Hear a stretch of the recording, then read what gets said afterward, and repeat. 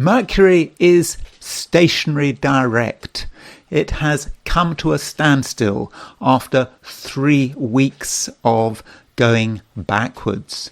My name is Archie Dunlop. This is Talking Astrology with Archie, and it is Thursday, July the 23rd, 2026. In this video, I will be talking about Mercury and what it means for it to be stationary direct. It is the end of 3 weeks of its retrograde motion, and many of us have experienced this as something of a problem. There may have been delays and setbacks, and it could have been frustrating, but it's all coming to an end. And I will start this video by looking at Mercury Direct in some detail. And also all the other stuff going on astrologically. Then I will move to the 12 signs, and I will finish this video with an I Ching reading for the day. So to begin with, let's look at what is going on astrologically in a general sense. Here is a chart for today set for noon New York time on Thursday, July the 23rd, and the moon is still in Scorpio. By the way, don't forget to like and subscribe if appropriate. The moon is at 28 Scorpio, and that means that it's void. The moon is it's void. Of course, the moon has made its last aspect before leaving the sign, certainly its last major aspect with a traditional planet. And so, with the moon in this position, it might well be the case today that not a great deal is going on. I mean, after all, the moon is applying to nothing, and it's in late Scorpio. It's not in the Via Combustor, and for many of us, that might not be such a bad thing. Why would we want anything to be going on? Maybe it's just good when we can make our own choices, when there is no pressure, when there is no excitement, when there is no drama. So that's certainly a way in which today could manifest. And when I do these readings on a daily basis, the moon really does matter. The moon is process. The moon from day to day is often it's the only thing that moves. It's the only thing to report on, and the moon, it's not doing very much. Now it does go into Sagittarius at 2:07 a.m. London time tomorrow on Friday. So that means that it goes into Sagittarius at 6:07 p.m. This evening, if you're in California or British Columbia or Oregon, or 9:07 p.m. if you're in New York, Eastern Standard Time. If you are in the Americas, then this evening you might experience a change, as the moon moves into Sagittarius. So if you're the kind of person that is very active at night, or you're working at night, or you're engaged in important things, you might feel that suddenly there is a renewed sort of motivation that you really can start to apply yourself to something.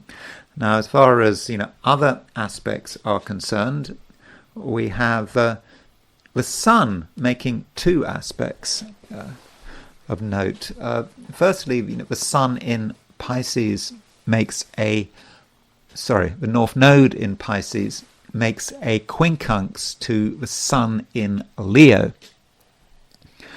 and so the quincunx is a somewhat uneasy aspect. It's a 150-degree aspect, and it's an aspect where you've got kind of two principles that, at least on the surface, don't fit together. So, North Node in Pisces, is it quite an emotional placement?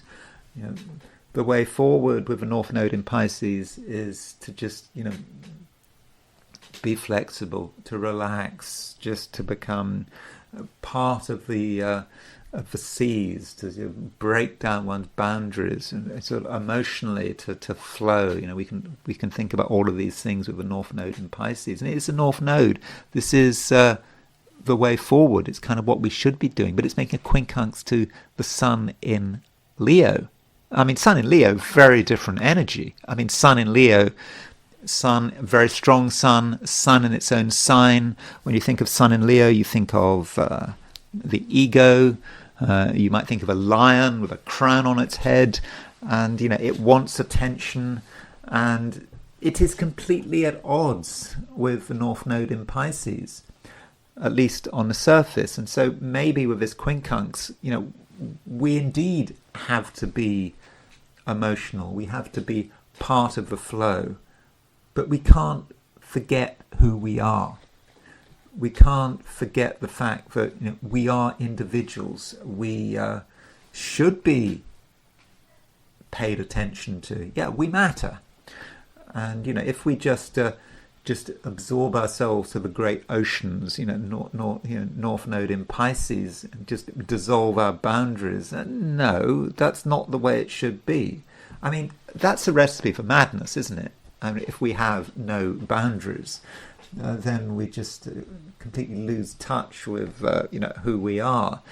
And okay, if we're the Buddha, that's not a problem, but I don't think we're the Buddha. We're just ordinary human beings, and we need those boundaries. We need an ego, and perhaps that is what the Sun in Leo is telling us. It's okay to put ourselves first. It's okay to realize that we are an individual. And the Sun also makes a square to Chiron.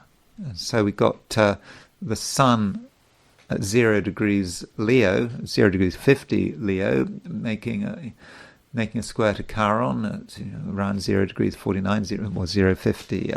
Well, it probably takes place at 0 degrees 49. So 0 degrees 49, 0 degrees 49 of the fixed signs. Leo plays Taurus, and so Sun square Chiron is not necessarily an easy aspect. We could feel sorry for ourselves. We could maybe feel a sense of resentment, and maybe we haven't been treated very well in the past, and we bear the wounds for that.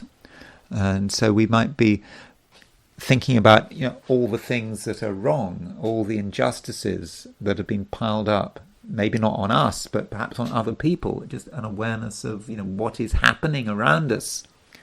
And that might then mean that we should be flipping the meaning of Chiron. Chiron is not just about the wounds, it's about what do we do about the wounds. Okay, the past is the past, but what are we doing in the future? Sometimes things have to be said, and we don't want to say them, but Sun in Leo is about being the center of things. And why would you just be the center of things, in the center of things, just for the sake of it? That's not what the Sun in Leo is about. The Sun in Leo has that power for a reason, and part of that reason is getting attention and forcing people to pay attention to what matters, perhaps forcing people to pay attention to injustice, or pay attention to just a completely different way of looking at things, because there is something very individualistic and even disruptive about Sun in Leo, certainly when it is square Chiron. And additionally, we have a quincunx between Venus and Saturn. Venus in Virgo, quincunx Saturn in Aries. And this quincunx may be somewhat difficult, because we're trying to bring two principles together. There is Venus in Virgo. Venus in Virgo perhaps is about relationships, other people, how we relate to other people, and quincunx Saturn. Saturn can sometimes be a bit harsh. We're trying to be in control, And so with Venus quincunx Saturn, it's possible that some of us might feel sort of rebuffed. We're trying to be friendly, we're trying to do the right things socially, but we don't feel that we're getting enough appreciation. Maybe it could be that someone is distracted, for one reason or another, and they're just not in the mood to listen to us. But if you put those two planets together, Venus is in Virgo. Venus in Virgo in itself can be quite harsh. And as I said when I was talking about Venus in Virgo a few weeks ago, there can be something quite transactional about Venus in Virgo. So, with the quincunx to Saturn, it just might be a day when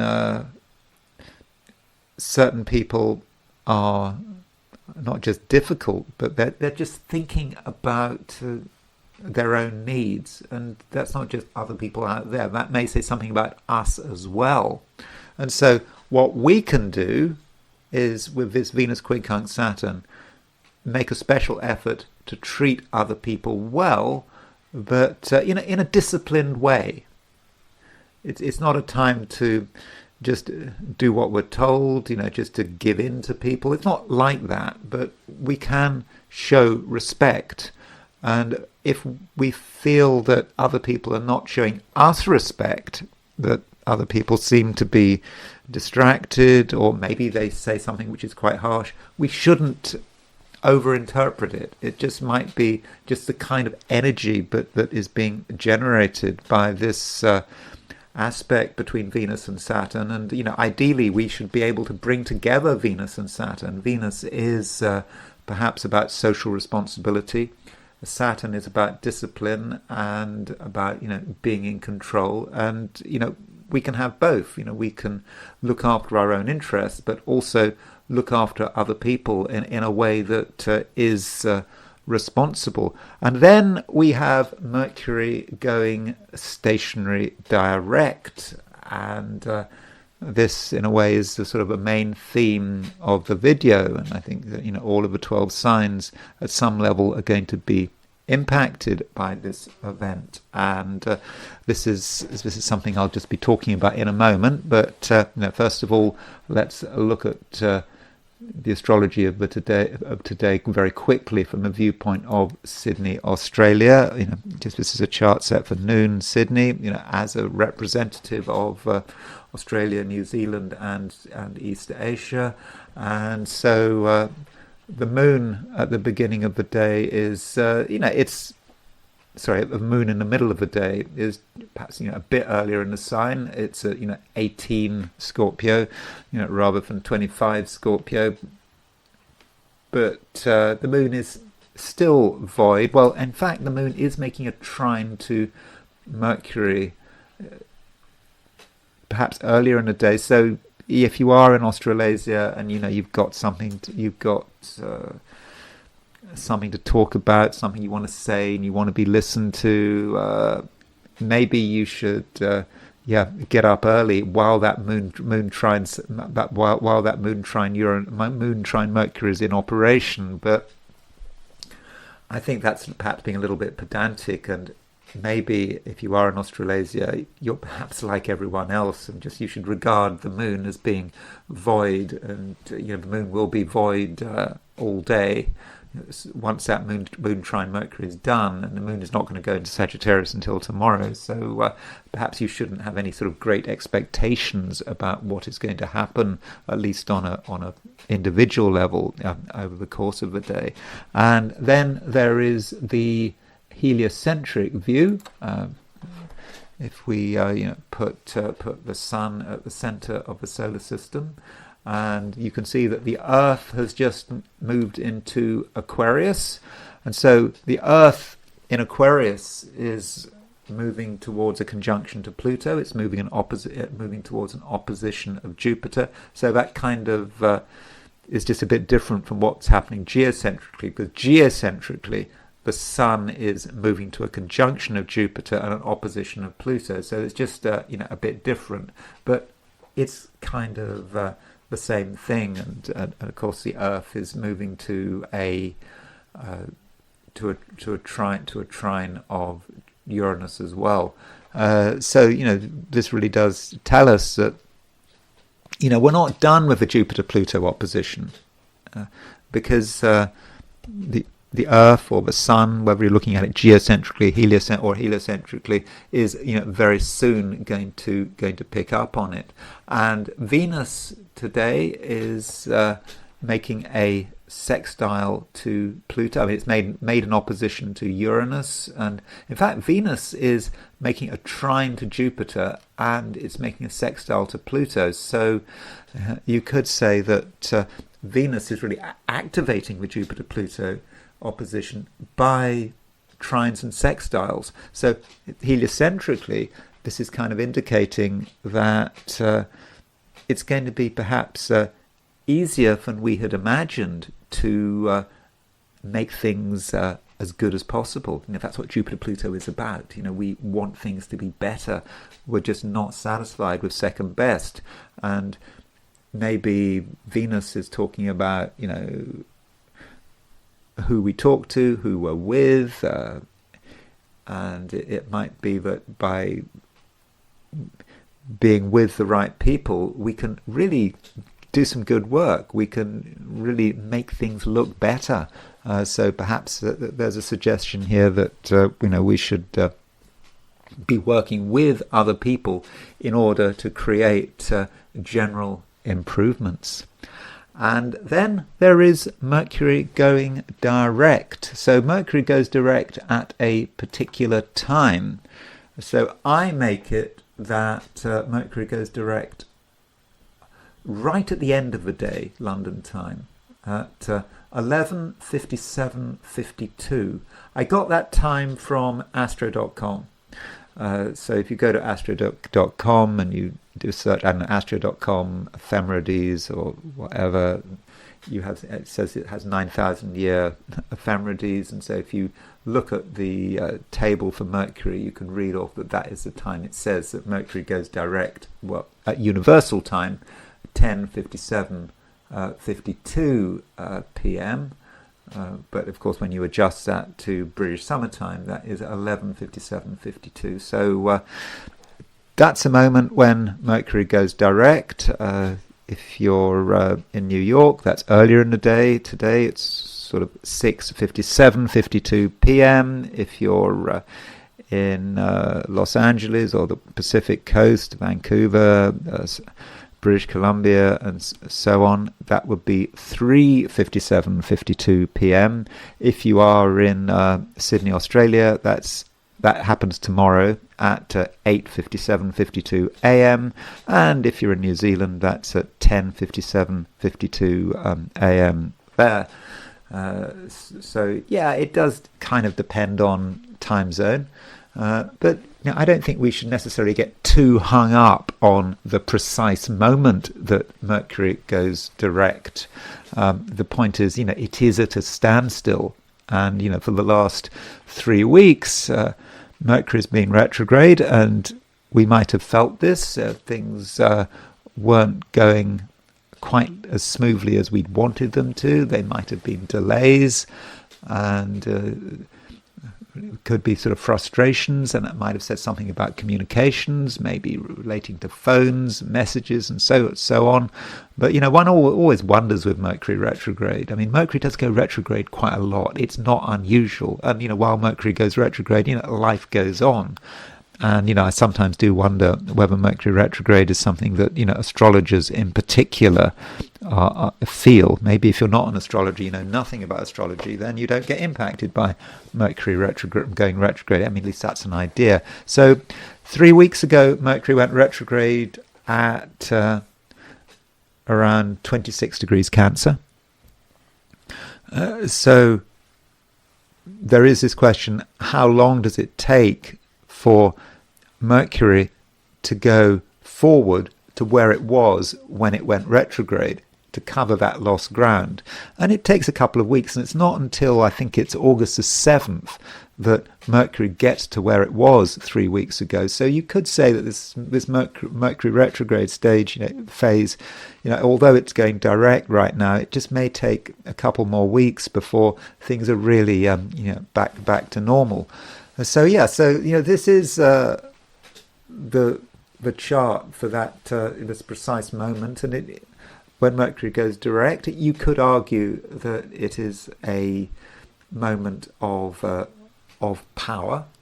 I mean, when things are really, really intense, and maybe we need to just look at this chart and think about what it actually means, and in particular looking at Mercury. So Mercury is at 16 degrees 19, and so we should be considering what aspects does Mercury make. Now, some of those aspects are obvious. For example, Mercury is at 16 degrees 19 Cancer, Venus is at 15 degrees 34 Virgo. So there is a sextile between Mercury and Venus when it goes direct. So as it goes direct, this just could be a time when we feel that there is a flow, that finally there are things that we can talk about, perhaps of an artistic nature, and if we're doing anything relating to beauty, or maybe just other people as well. I mean, Venus is a very sociable planet, and so we can talk to people about what we're doing. We can perhaps address the way we look with Mercury sextile Venus, or at least we can talk about the way we look. And it might in general be a good time to be starting a conversation, not just because Mercury is going direct, but because Mercury is sextile Venus. Now, Mercury additionally goes direct pretty close to a square of Saturn. And so it felt that as Mercury was coming to a standstill, it's getting really close to that square. And of course, Saturn itself is about to go retrograde. So that Mercury-Saturn square is never going to be completed, but it's close enough to feel. And so as Mercury becomes direct, many of us might actually feel quite down. We might feel Saturn. We might feel a sense that things are not good. We might sort of have a negative view about ourselves and our prospects because of that square to Saturn. But it doesn't become exact, and Mercury will go forward. And so I don't think those fears will be fully realized. Although it is good to think about the midpoints that Mercury is on. what is the sort of Mercury tree? And so if we look at the 90 degree dial, this perhaps gives us some sort of more precise information about Mercury. Because just remember, Mercury is at a standstill, and there was that imagery about planets going stationary direct, which I think comes from the astrologer Stephen Arroyo. I think it was Stephen Arroyo who talked about the imagery of a candle. And so, if you put your finger through a candle flame and you're moving your finger, you feel nothing. But if you were to keep your finger in the candle flame, then very quickly it's going to hurt, and you're going to have third-degree burns.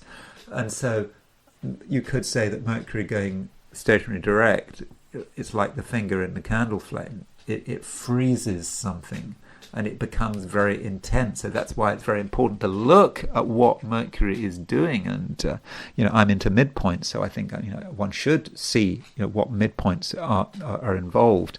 And before I look at the midpoints, I just wanted to see this in with reference to the hypothetical planets. So if we open up the chart and we add some hypotheticals. Now that's not what I wanted to do. Let's just just look at the regular chart. Just what I wanted to do is just make the chart a little more complicated by adding the hypotheticals. So there's Mercury at 16 degrees 19 Cancer. So you can see that Mercury is conjunct Hades and is conjunct Kronos. So, we've got these two hypothetical planets, Hades and Kronos, that are very close to one another. And, Kronos is, like I won't say a higher echelon, or a higher, is that the right word? A higher echelon of Saturn. I won't say that, but it's kind of like Saturn in a more precise way. Kronos can be connected with government. So in a way, it's kind of more down to earth Saturn, and the Kronos is just the Greek name for Saturn. And likewise, Hades is a planet of decay, corruption, the underworld, potentially crime. And so when you have Mercury on the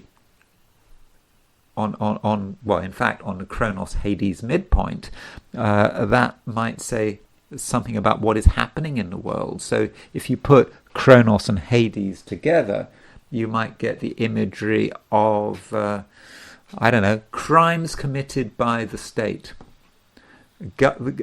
government of criminals, politicians who are up to no good, not being able to trust organizations. And so I don't think that us on a personal level should necessarily worry about this. This might say something about the world at large, but we still have to be careful with authority figures and perhaps the judicial system. And so it's not an entirely easy place for Mercury to be. Of course, you might argue that hypothetical planets are nonsense. Maybe, but I certainly find that some of the hypothetical planets can work very well. And so we can look at Mercury from the viewpoint of the midpoint. So we can look at Mercury, put Mercury on the 90-degree dial. So there is the 90-degree dial. For the moment, Mercury goes direct, and where's Mercury gone? Mercury's there. So we'll put the pointer on Mercury.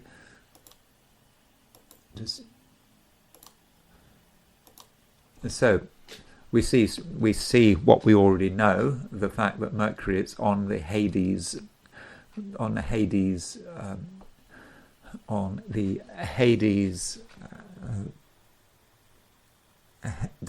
Kronos midpoint.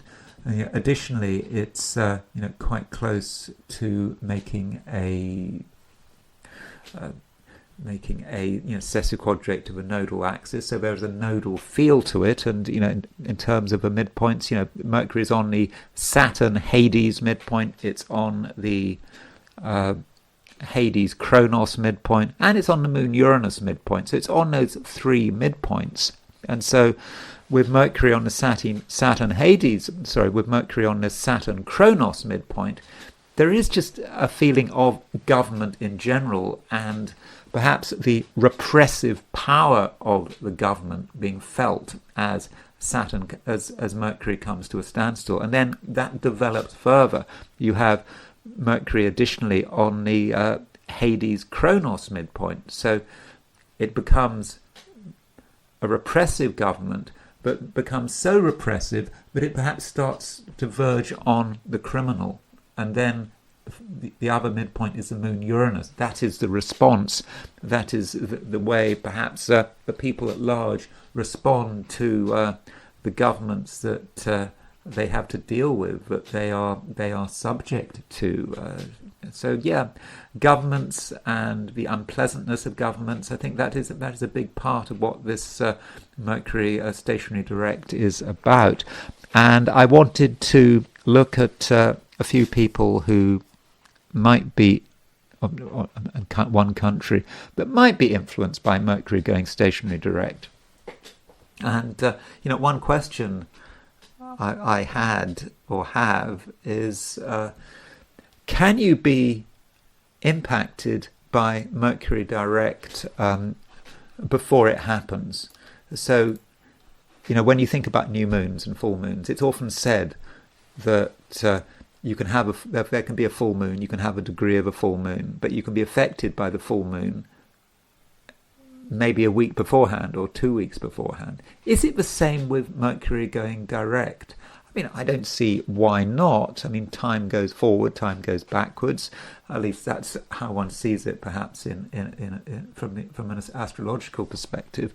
So here's Mercury going direct at 16 degrees 19 Cancer, and here is the horoscope of Lindsey Graham, who died just over a week ago, and Lindsey Graham has his sun, or had his sun, at 16 degrees 42 Cancer. So Mercury went direct at 1619 Cancer. So Mercury is direct really close on to Lindsey Graham's sun. So maybe it had a backwards echo. So it goes direct now, but it has a backwards echo going back a week or more. And so maybe it was that Mercury direct which contributed to the death of Lindsey Graham.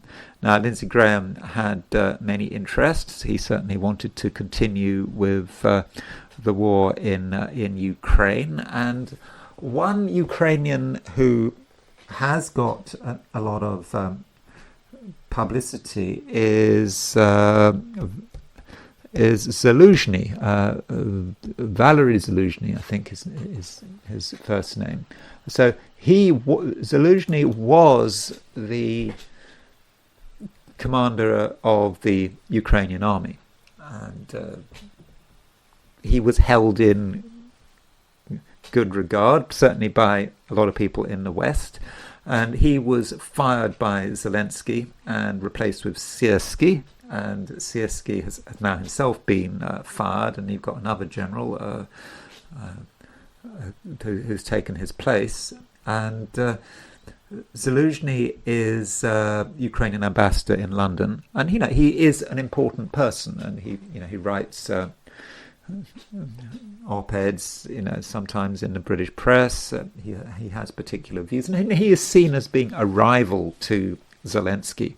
And of course, we know that Zelensky is under pressure because Zelensky has just fired his defense minister, and now he's gone and fired Siersky, and I think there was a rivalry between the defense minister, the guy who thought it was a good idea to launch this drone campaign.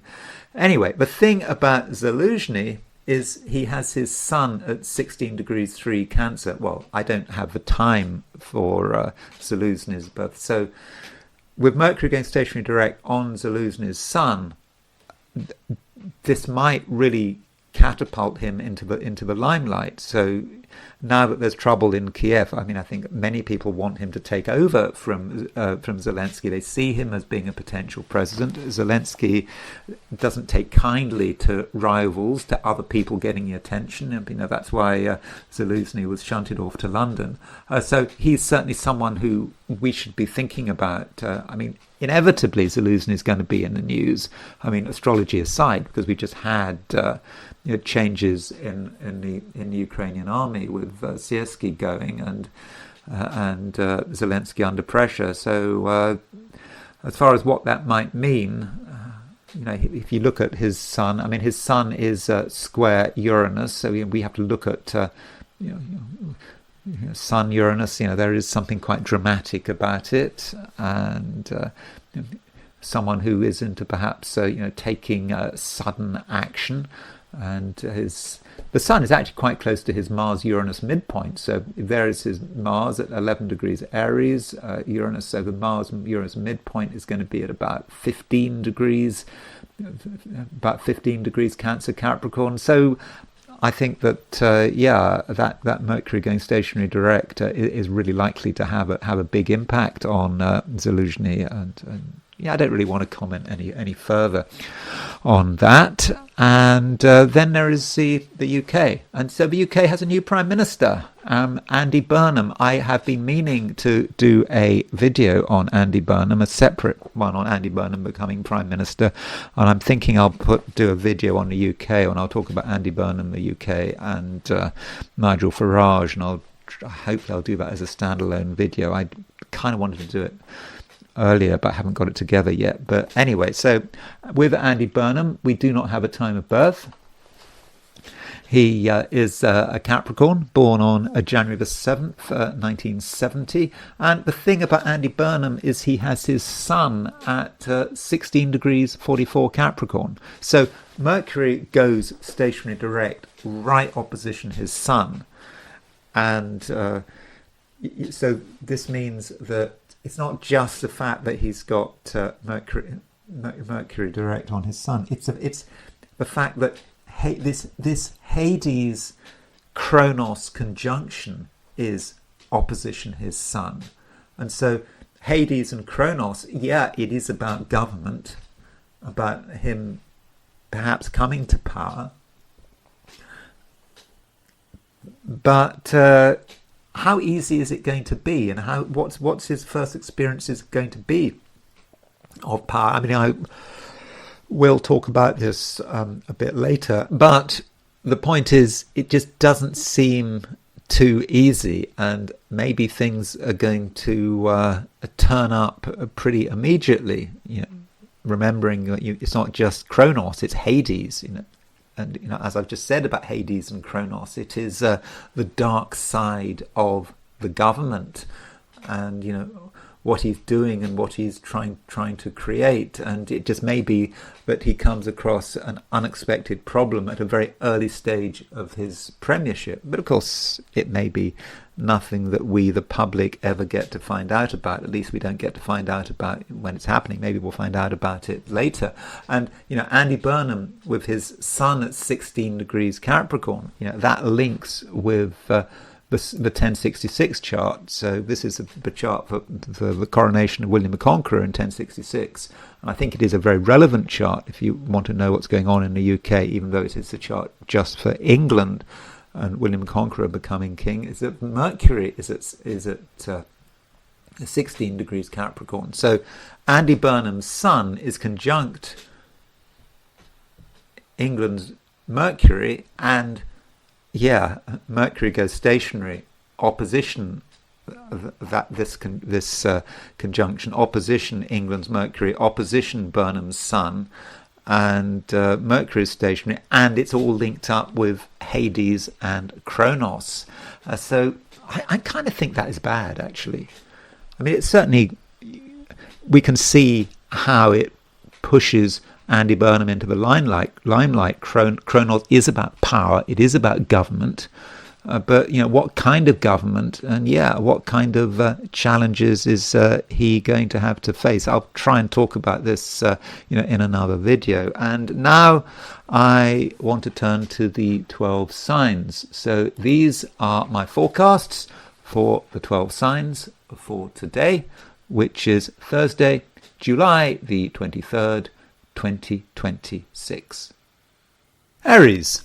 The sun is well and truly in Leo, and from an Aries perspective, that means that you feel very alive. You certainly are aware of many possibilities, and you perhaps want to do things which are a fundamental expression of who you are, especially as the sun is starting to make a conjunction to Jupiter. Now, there are all sorts of ways of looking at the Sun-Jupiter conjunction, and some might be of the opinion that it could be problematic because Jupiter is combust.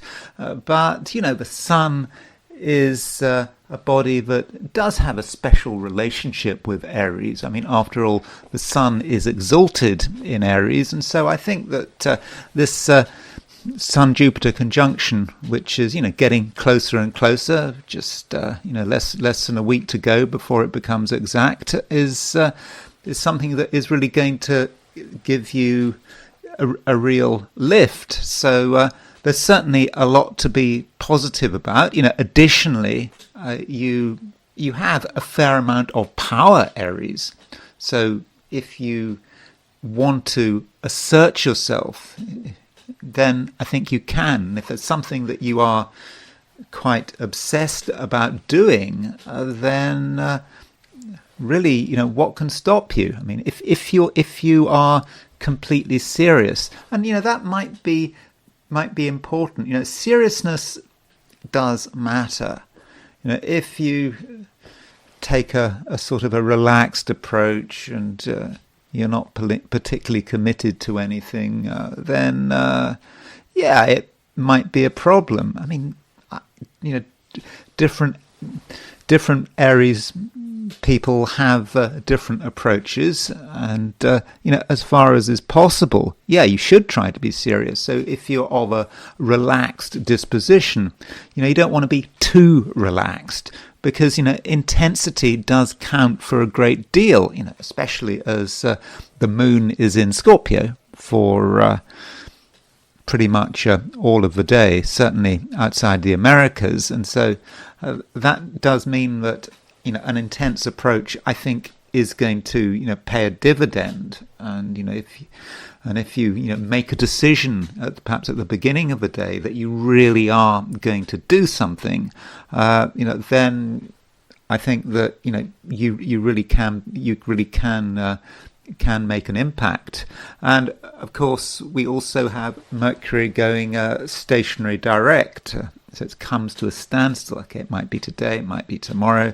Kind of depends on time zones, but Mercury going direct might mean that something starts to move at quite a basic fundamental level. I mean, it might be something in your own home. There was something perhaps bothering you about where you were living, or it could be about your family, and something was just on hold, or maybe someone wasn't making a decision and you wanted them to make a decision, or just it could be Mercury direct, something really quite trivial. Maybe there was something that you were trying to fix and you couldn't do it because maybe there had been something lost, or you really wanted to sort it out, but there was a missing component and you just couldn't find it, or you couldn't be bothered to find it. And with Mercury going direct, whether that's today or tomorrow, that really is a chance to to really find what you're looking for. And the moment you find it, the moment you find that missing piece, then you can get it together. Now, as far as other people are concerned, and in particular one-to-one relationships, you do need to be aware that there is a quincunx between Venus and Saturn. That Venus is exactly 150 degrees from Saturn, and Saturn, don't forget, is in your sign.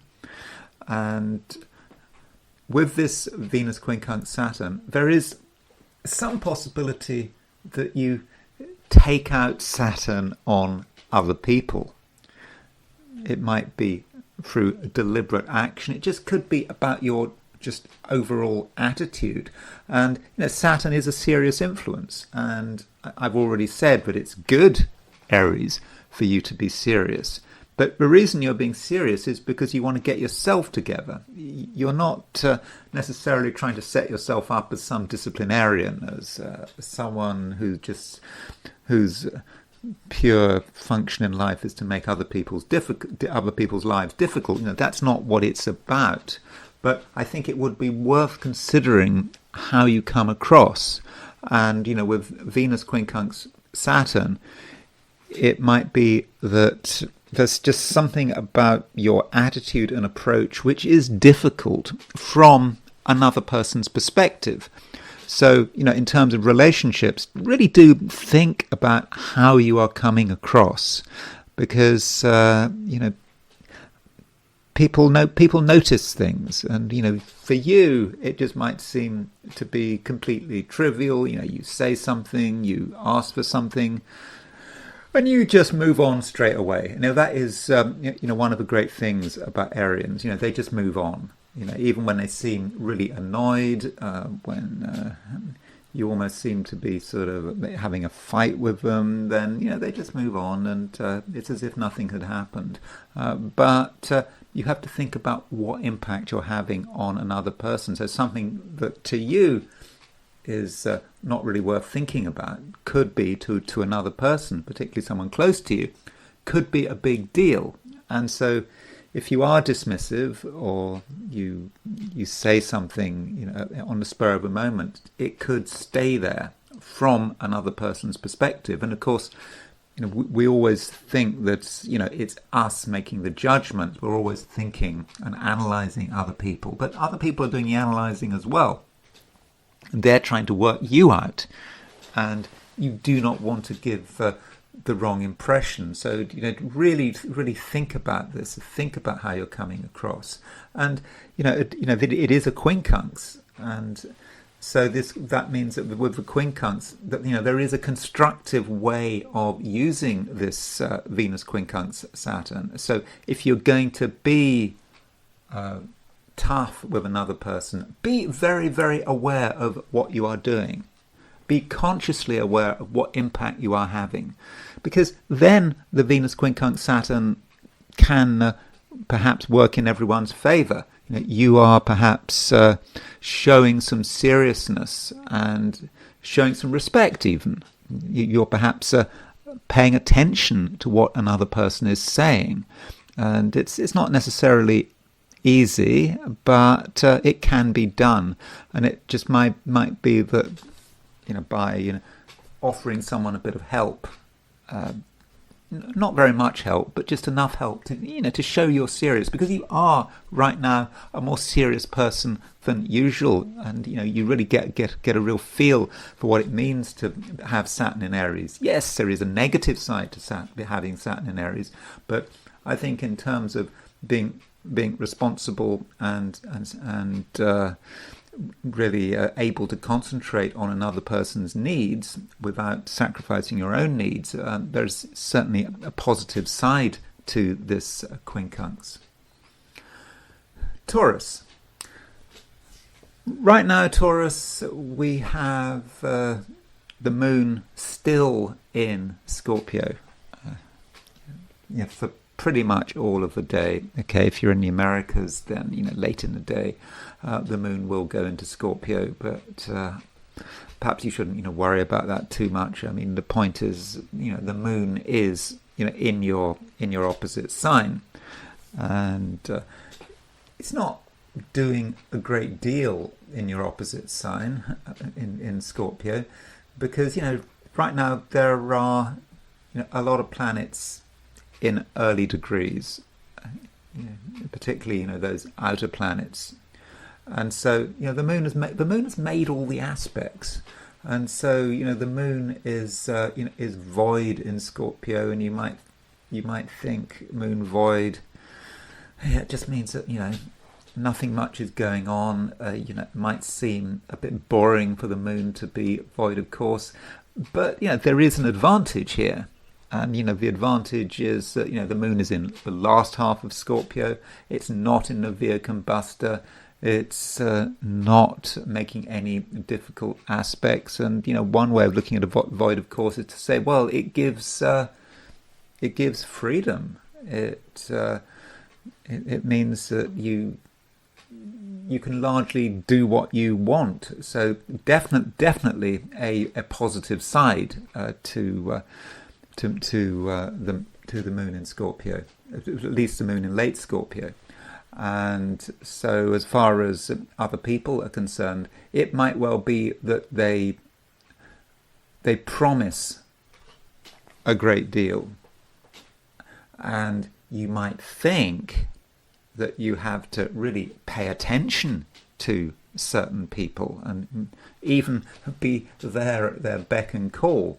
But the reality is, that actually nothing much might happen, and even maybe something you're concerned about, someone's reaction, you're thinking about it, or maybe you're expecting a phone call, but it all comes to nothing. And maybe that's a good thing. And the moon is very important when doing these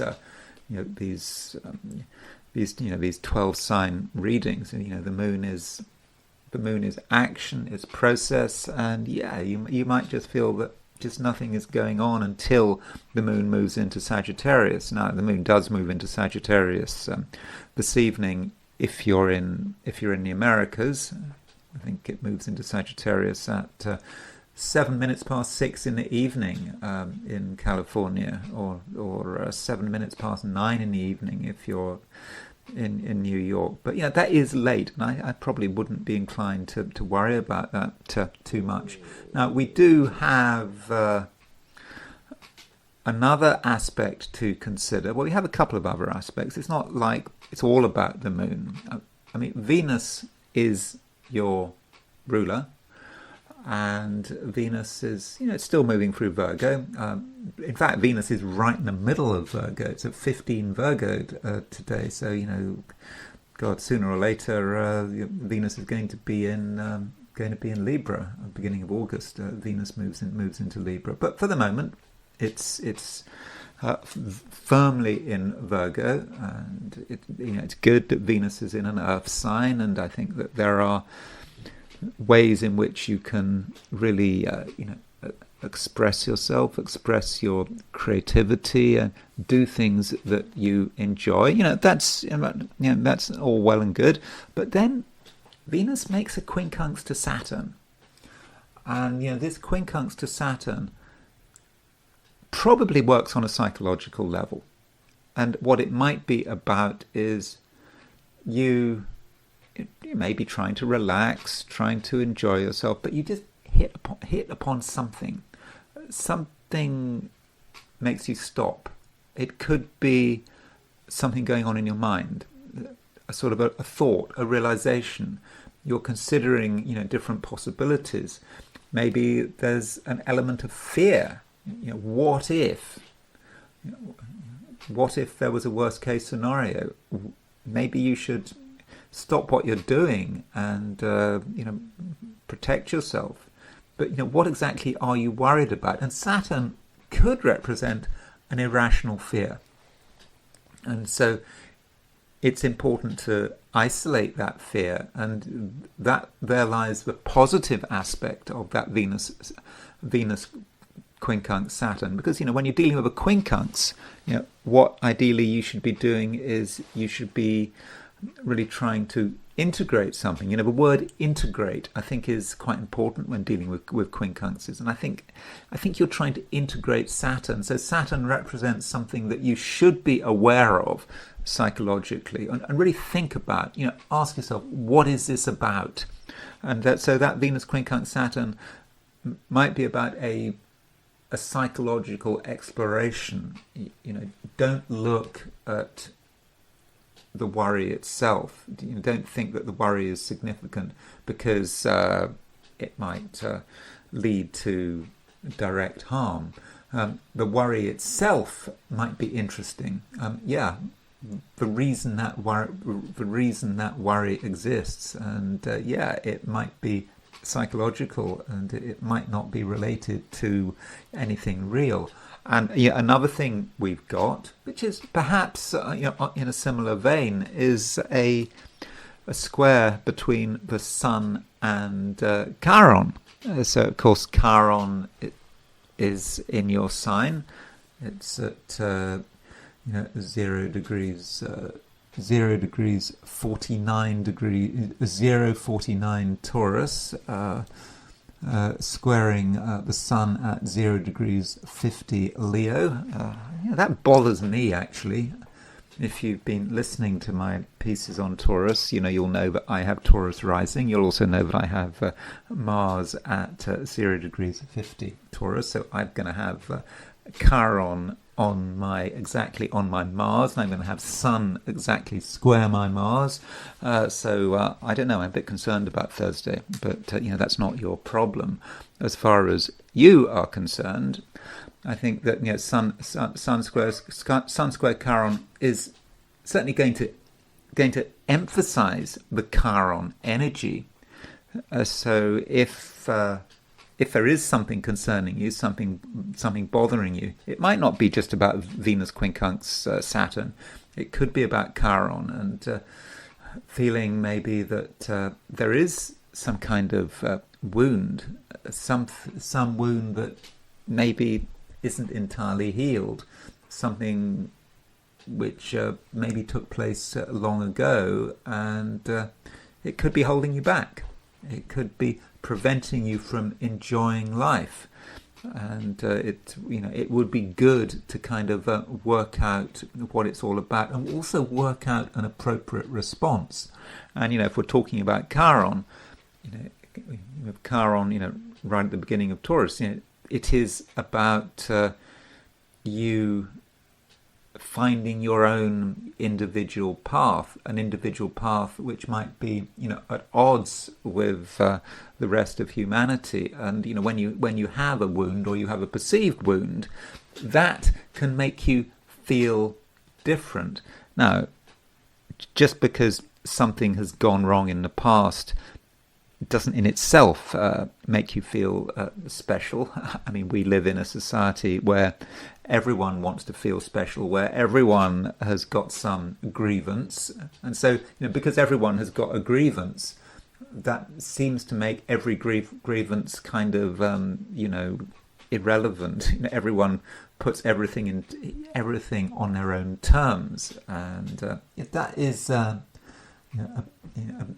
bit of a bother. You kind of see that, with the environmental movement. People can't just think about the planet and the environment. They always have to see it in terms of themselves, and they have to make it part of themselves. And if it's not part of themselves, they don't really want to be interested. So, you've got to sort of be perhaps aware of that, particularly with Sun in Leo, and you don't want to just get completely caught up with your own grievance and just think you're special just for the sake of it. But on the other hand, there is something real here, and if you feel something has gone wrong in the past, not necessarily just to you, but to other people, or maybe to the planet, whatever it is, this Sun square Chiron perhaps gives you the opportunity, to be quite unique, to do something that really marks you out as someone with a particular perspective, a perspective that really can be motivating. And perhaps a wound exists for a purpose, and you go deep down, work out the root cause, and then that can inspire you to action. And in the process, it's important to be an individual, and but you knew that all the time. And being an individual, it goes back to that Venus quincunx Saturn. Yeah, there are many reasons why you can't be an individual, but once you work through the issues, then I think you will find your track, and you will have the right approach. And you can do things. You can do things differently, and perhaps be respected for doing things differently. And one final thing to say is, of course, Mercury goes direct. Okay, it might be tomorrow but it goes direct. It depends on where you are. But with Mercury going direct, it's really a time when perhaps the words start to flow. Finally, you find your voice, and you've been wanting to say things. This can be a Taurus thing. Taurians can get quite frustrated. They always think that there's something they should have said at the time, and they didn't say it, and they feel angry, and they keep it to themselves, and there's still a feeling of resentment. But now, as Mercury moves forward, I think that the words come to you, and you're able to to tell everyone what's on your mind, and I think they will listen. Gemini. Mercury is going direct. Could be today, could be tomorrow. London time, Mercury goes direct really quite late in the day. It's just before midnight. A couple of minutes before midnight. If you're in the US, it will be earlier. I think in Los Angeles it's 3:57 p.m. this afternoon. In Australia and New Zealand, much later, late morning tomorrow. But perhaps we shouldn't split hairs. The point is, Mercury is coming to an absolute standstill, and Mercury is your ruler. And so, with Mercury coming to a standstill, it just could be that you feel, you've had 3 weeks where maybe you had plans, you had ideas, there are things you wanted to do, but you weren't entirely able to get it together. There were just events going on, some of them, out of your control, or they appeared to be out of your control, or maybe you were looking for events, you were looking for something to apply yourself to, and it just it didn't entirely happen. And so there could be a feeling that you maybe missed an opportunity, or that you just had to put things on hold for just too long. But now that Mercury is going direct, you can start to make up for lost time, and you're going to you're perhaps going to be able to go over things again, and perhaps rediscover where you left off on when Mercury first went retrograde. And it might not be until the August the 7th that you really feel that you're back in the swing of things, because on August the 7th Mercury crosses 26 degrees 14 Cancer, and 26 degrees 14 Cancer is where Mercury went retrograde 3 weeks ago. So it's not necessarily just a one-off thing. It might just be a couple of weeks before you really feel that things are swinging again, but definitely there are improvements. And I would just remind you that Mercury is going stationary at a point where it is quite well placed. It's in the middle of Cancer, a position where it is in its own decadent, in a decadent ruled by Mercury. So Mercury is not weak, even when it's retrograde right now. And so when it does go direct, I think straight away you're going to feel really a lot better. And as far as where exactly is this Mercury Direct going to be felt, it could be felt in a money sense. It might be that there's been something on hold with money, something. Maybe you've been planning to do something financially, and you hadn't done it. You wanted to postpone, and you didn't feel the situation was right, and now might be the time. I'm not giving financial advice, by the way. It's up to you to make the judgment. So think about your attitude to money over the last few weeks, and perhaps you've been waiting to do something. Perhaps you've been waiting to ask for money. Or, it could be that you have been waiting to spend some money. That's certainly a possibility. Or waiting to transfer some money, or talk about money. So there was something perhaps that needed to be discussed, that you didn't feel the time was right, and the time was never right. But now the Mercury is direct. It's not. It's not a situation that can be waited on for much longer. But overall, I must make it clear that Mercury Direct, is something that is it is fortunate, and it just makes things easier for you. And I think you have every chance of being able to make the right decision. And and while you're at it, you can really just sort things out. Things have been, yes, they have been on hold, but it is a good time, Gemini, to just making sure that everything is done properly. I don't think there'll be much in the way of interference, and you might not feel today that you're getting anywhere. The moon is moving through late Scorpio. It's not making any aspects. You just might feel that it's all for nothing. But if you just do things one step at a time, then I think, Gemini, you'll find the level of organization that you are looking for. And if something has been holding you back, then you'll understand it. And at the same time, if something is bad for you, I think that you'll get that straight away. There might be a situation that you have been sort of contemplating and thinking about, and it had bothered you, and you weren't sure. And with Mercury going direct, it just might suddenly occur to you that a situation is just not working.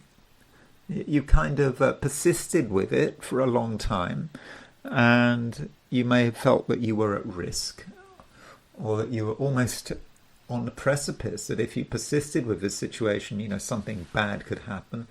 It might be about people, it might be about your environment, and you're thinking, well, hold on, you suddenly realise that this is no good. And if something is no good with Mercury going direct, then I think that you can do something about it, and you can create the necessary distance. Cancer. The moon continues moving through Scorpio for pretty much all of the day. If you're not in the Americas, it's certainly all of the day. If you are in the Americas, then this afternoon or this evening, the moon will change sign and will move into Sagittarius. But with the moon in late Scorpio, it's not bad. The moon is void, and I know that void, of course, sounds a problem, but when the moon is void, it's not applying to anything, and or at least it's not applying to any traditional planet through a major aspect.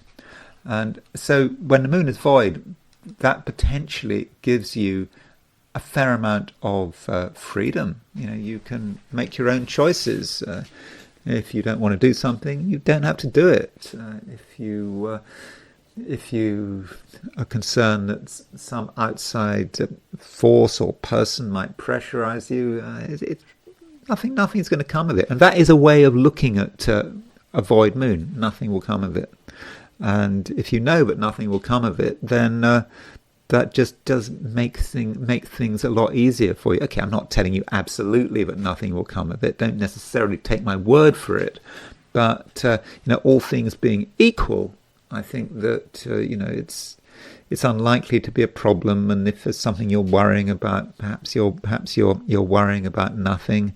And so there is certainly a positive side to Moon being in late Scorpio. And if you just want to do something for fun, might not mean much. Perhaps that is just okay. Now we do have Mercury going stationary direct. Okay, this stationary direct is.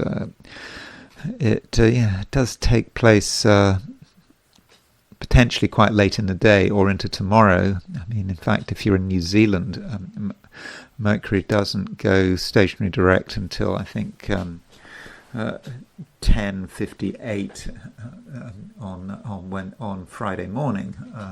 But still, it is at a standstill, and Mercury is in your sign. And so with Mercury going stationary direct in your sign, Cancer, that just might mean that you feel that things are moving. And it doesn't necessarily mean you have to do anything today. And as I said, Mercury may not go direct until tomorrow. I mean, what's happening right now is that Mercury is at a standstill.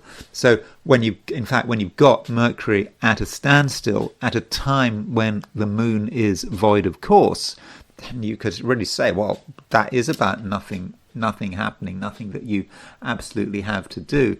But Mercury does go stationary direct quite close to a square of Saturn. And that does mean that today and perhaps tomorrow there's a feeling that something is clarifying, and you'd perhaps held back on something. And remember, Saturn is in Aries; it's in a cardinal sign. Of course, Mercury is in a cardinal sign as well, being in Cancer, and it could just be about serious thinking. Now, okay, there's been a lot of serious thinking, but this time it's very focused.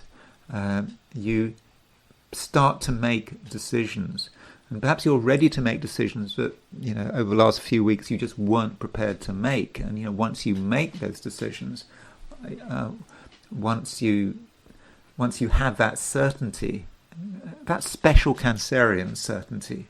Cancerians, very often Cancerians, they don't like to be told.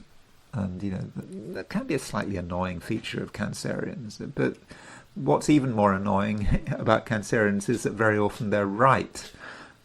At least they're right in their own terms. And so it just could be with Mercury going stationary square Saturn that you just understand something. Finally, you get it.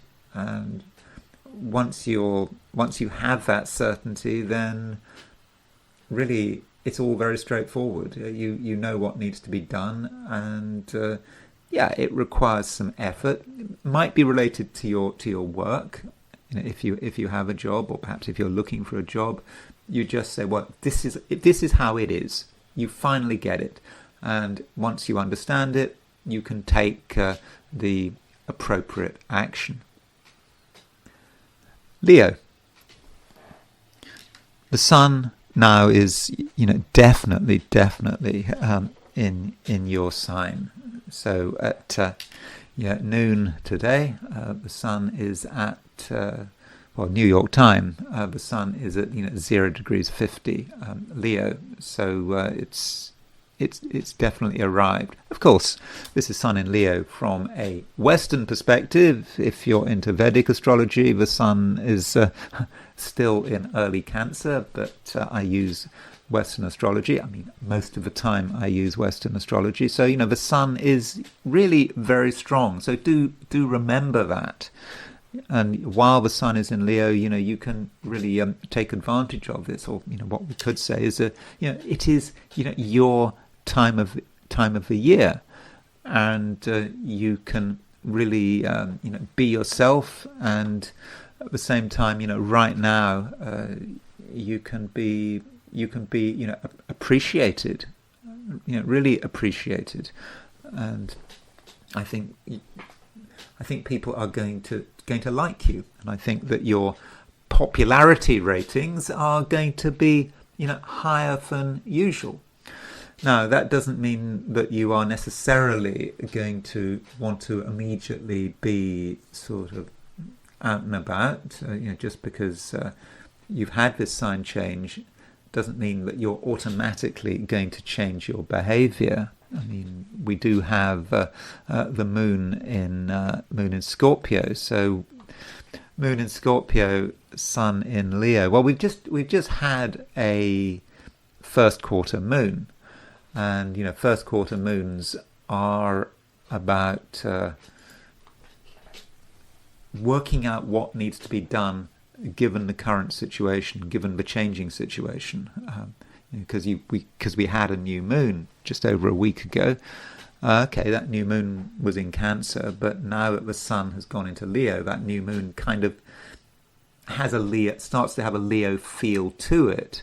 And so having had that kind of new beginning, you being very aware that there was a new beginning, and also, of course, you've got Jupiter recently moving into your sign. The question is, well, what now? And that is perhaps the challenge you're feeling. You're feeling that yes, something needs to be done, but you're not quite sure what it is. And today there could be a bit of a crisis of action, and your preference might well be to do nothing. And is that a good thing? Well, it depends, doesn't it? I mean, if you really are doing nothing, you're not thinking, you're not planning, well, that would be a shame. On the other hand, if you're of a view that this is a time when you are on the brink of action, well, that might be the right approach. And Mercury is, of course, going stationary direct, at a time when the moon is in late Scorpio, when the moon is void of course, not moving to anything. It could be a time for a strategic pause. Not just for you, Leo, but I think for everyone. But a strategic pause, because you're thinking about what is your next step, and there are a couple of aspects involving the sun, which I think could be significant. I mean, one aspect we have is a quincunx between the sun and the North Node. So the North Node is in very early Pisces. North Node, I mean, at least the true node is at 0 degrees 14 Pisces. Soon enough, it will be back into Aquarius, and so the sun is making a quincunx, and so the North Node is in a way the way forward, because it's still in Pisces. And so with the sun quincunx North Node, there is this question of what exactly should you be doing? Sun in Leo. It's a very positive sun. As we know, the sun is in its own sign. It's a very strong sun, and that says something about you. But there's also something else that you're having to deal with. We saw that with Moon and Scorpio. Moon and Scorpio does incline you perhaps towards some introspection, and it is in a water sign. And North Node is likewise in a water sign, and it's kind of saying that it's great that you're thinking about the future. You should be thinking about the future. You should be thinking about yourself, in a positive sense. But at the same time, there is an emotional dimension, and perhaps there are complications that you have to be aware of, and you perhaps need to deal with some of these complications before you take action. Or if you are going to take action, you need to do it with open eyes, not just hope for the best. You have to just be aware that it's a complicated world where emotional awareness can actually be very useful. And the sun is additionally making a square to Chiron, and this square to Chiron really brings in the Chiron energy. And Chiron, as we know, can be about a wound. Where is Chiron? Chiron is right at the top of the chart. And so with this sun square Chiron, if you're working, you might feel somewhat out of place. Or if you're looking for a job, maybe if you're looking for a job and you're applying for jobs and you're thinking, what are you doing? Why are you applying for these jobs? These jobs are not fully relevant to you and your specific skill set, and there could be an inclination to feel sorry for yourself. I mean, that's a way in which Chiron can work, and perhaps you are thinking thinking about the past and what went wrong in the past. That's Chiron, that's the wounds, the scars of the past. But it's important not to be negative. It's important to see the positive side of Chiron. And so, yeah, things have happened in the past, but why do they happen? They happen for a reason. And you have your own unique path. You take what has happened and you use it to develop your character and also to work out why you are different. What is it that makes you special, that makes you a maverick? Because that is the kind of difference between Leo. I mean, Leo wants to be special. I mean, that is the nature of Leo. But being special is not just getting enough. It's not just getting a load of attention. It's about working out why you are different.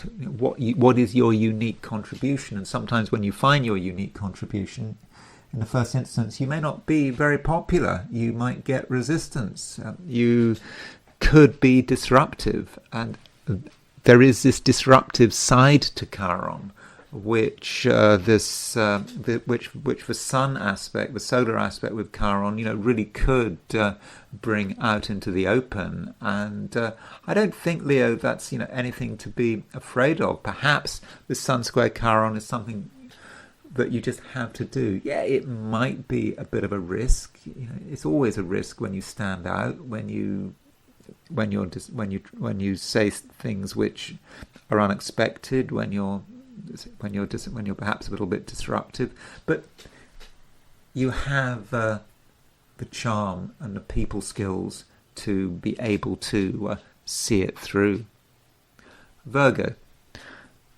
Mercury is coming to a standstill, and for Virgo, that is good news. Last 3 weeks, Mercury from the Earth's perspective has been retrograde. I say from the Earth's perspective. Don't forget that heliocentrically, Mercury is always going around the Sun. It goes around the Sun every 88 days.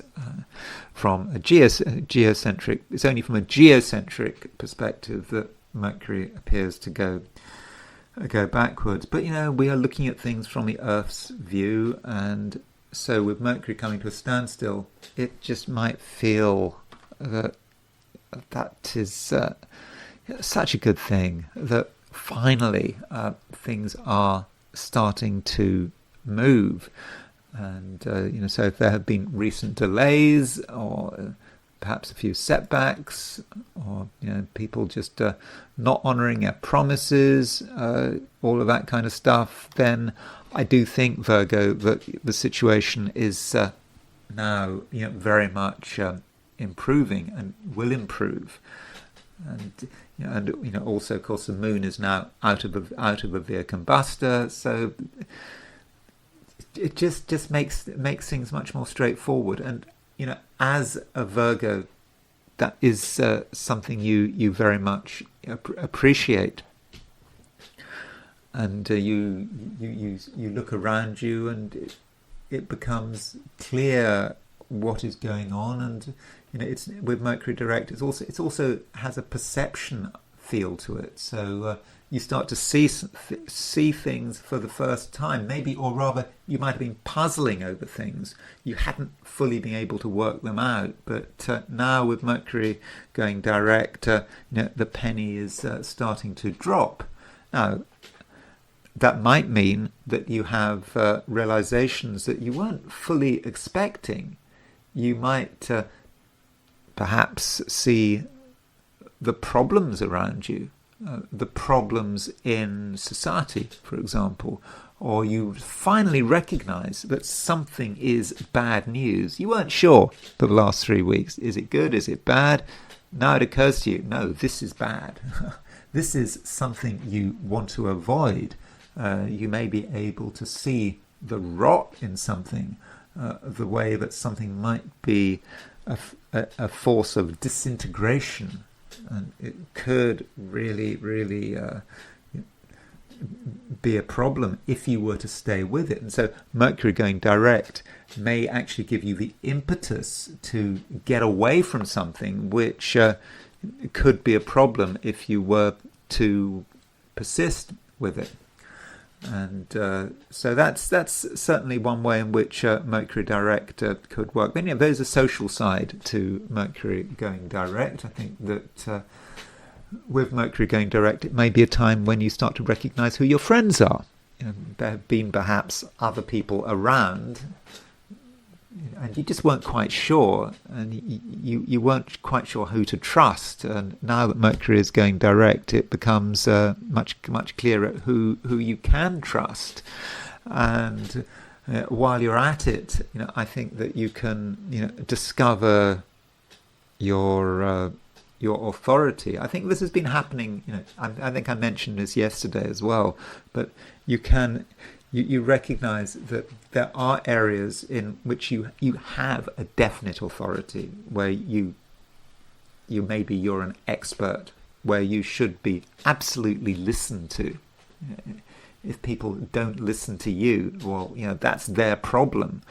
But I think generally people are going to listen to you, because I think that it's not just today, Mercury going direct. Over the next day or two, I think it'll be clear that you've definitely got something to say, and because you can speak with authority and experience and knowledge, I think it is a time when you will be very much listened to, and you can then start to sort of really sort of benefit from Venus being in your sign, because Venus stays in your sign for a couple more weeks. I think when does Venus move into Libra? Is it the 6th of August, something like that? So there are a couple of more weeks of Venus moving into Virgo, and while Venus moves through Virgo, it is making a quincunx to Saturn, and so that might just be something you have to deal with as Mercury goes direct. And Saturn could represent an obstacle. It could represent just something holding you back, that is preventing you from making the moves you'd like to make. Now, it could be your own concerns, or it just could be something that you should be dealing with, and you're not dealing with it. You don't want to deal with it. It just it seems like too much like hard work, and you don't know where it's going to lead. But because it's there, because there's something that needs to be addressed, it's going to kind of get you down. It's going to bug you, and so maybe Venus making this quincunx to Saturn is encouraging you to take the bull by the horns. If something needs to be faced, then now might be the right time. Okay, it could seem to be a problem, but you don't know until you try. You don't know until you get involved. And I think that once you get involved, you'll really recognize that you're dealing with something important. And once it is resolved, then Virgo, I think that things will become, a lot more straightforward. Libra. Venus is your ruler, and Venus is moving through Virgo. I mean, Virgo from a Libran view is, not the greatest place for Venus to be. And Venus does make a quincunx to Saturn. This quincunx to Saturn, I think it's important. I mean, quincunx is, often regarded as a minor aspect, but I think they can be relevant. And when you're dealing with with quincunx, there's a certain lack of ease here. So there just could be something that you have to deal with that you don't necessarily want to deal with, or just something that you have to be aware of. And Saturn is in Aries, and so Saturn is in your is in your opposite sign. So Saturn in Aries could be another person.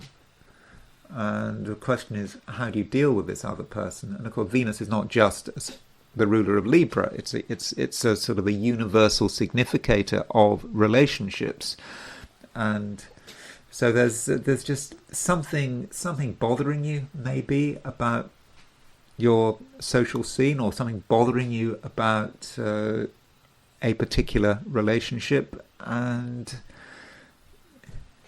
part of you just doesn't want to do anything because you don't want to cause any trouble, maybe, or you're just concerned. Why take any risks? But it is a quincunx, and a quincunx is kind of inviting you to take action, and it's also telling you this is not necessarily a problem.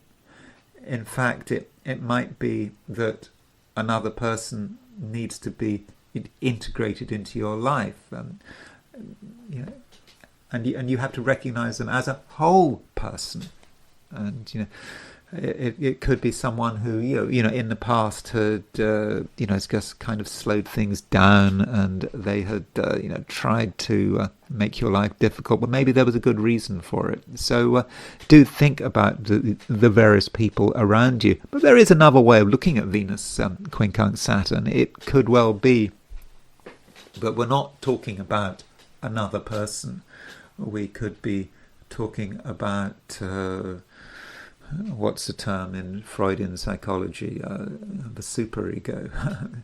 The superego represents the way in which you integrate, the various authority structures around you, in your life, particularly in your early life. For example, your parents. It's that part of ourselves which is the law. We don't need external forces to lay down the law. We have our own inner lawyer, our own inner judge, telling us what we can and cannot do, and that might be Saturn. And perhaps, Libra, you haven't fully integrated Saturn. You perhaps been inclined to project it onto other people, and it's them laying down the law. But perhaps you need to own it.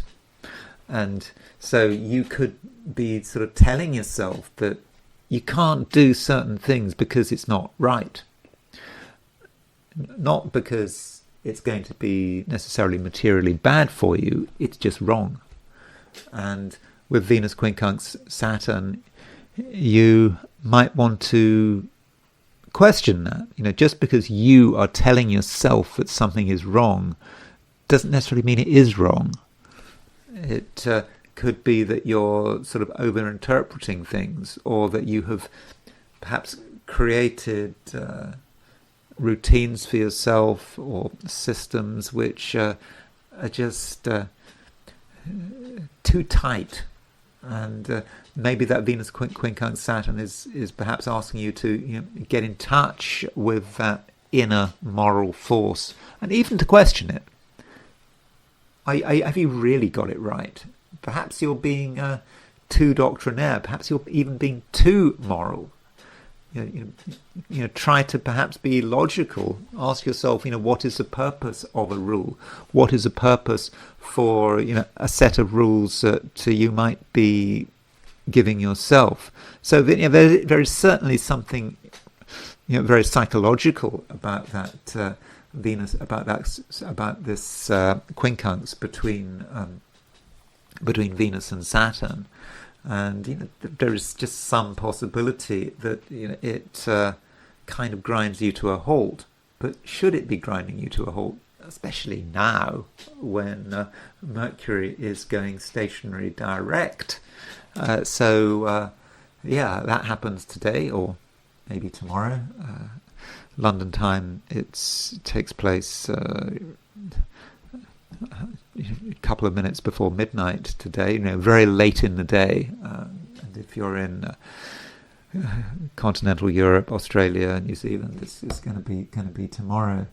So I don't think you should worry too much about the precise moment that Mercury does go stationary direct. It's just a time of it's a time of change. And Mercury is in Cancer, Mercury is in a cardinal sign, and it just might feel today that finally something is moving, something that had been just preventing you from taking action. Perhaps it's related to your ambitions.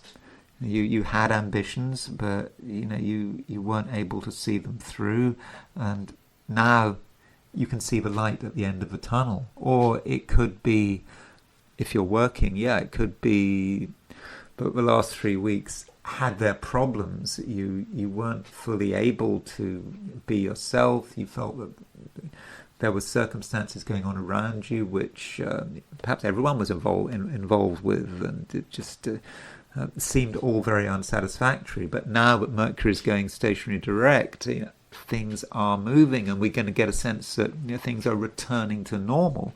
Now, this normalization process may not just happen over one day. It may take a couple of weeks, because Mercury went retrograde some time ago. It was it was 3 weeks ago, of course.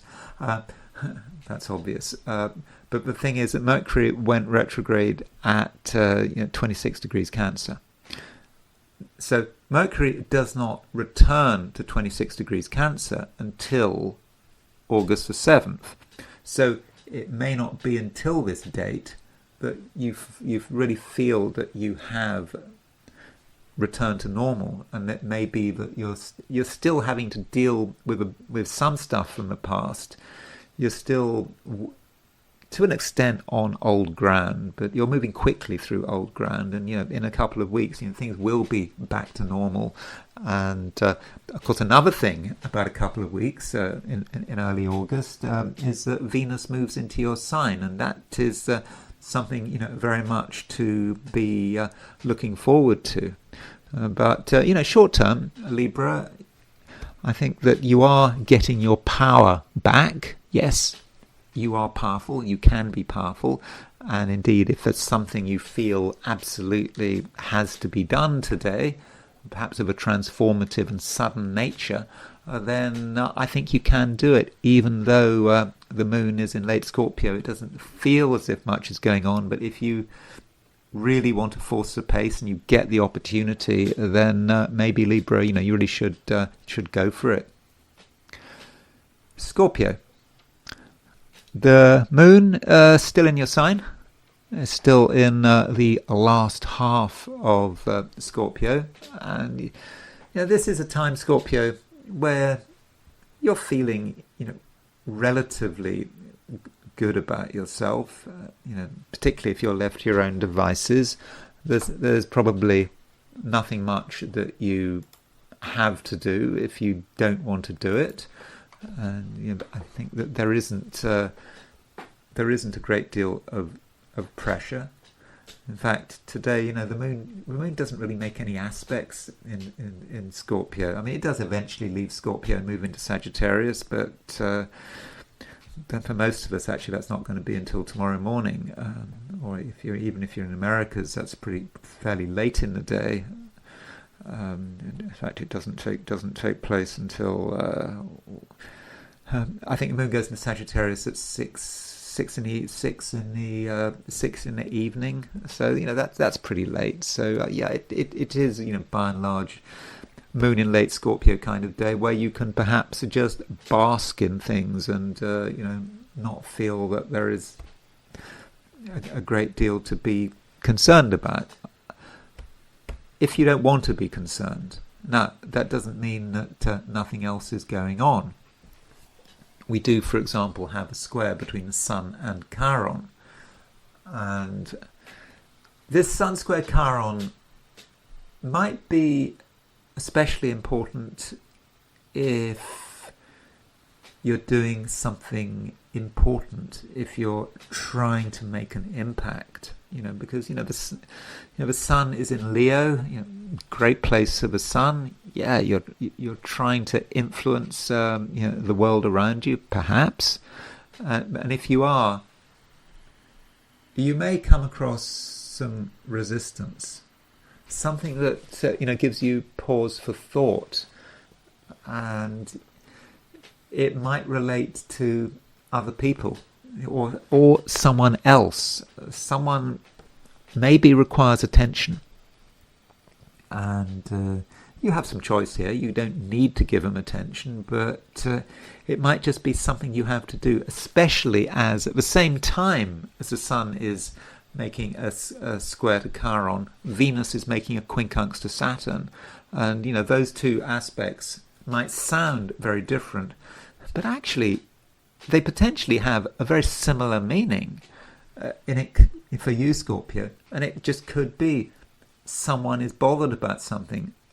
Someone has a wound, someone is troubled, and so Scorpio, you might have an opportunity to work out what it is. There is with Scorpio, with most Scorpios, there is a sort of a healing nature to Scorpio. I mean, Scorpio is a sign that is emotional, is sensitive, and Scorpios can understand what people are really like, what people are like, really sort of deep down. You kind of know what's bothering them.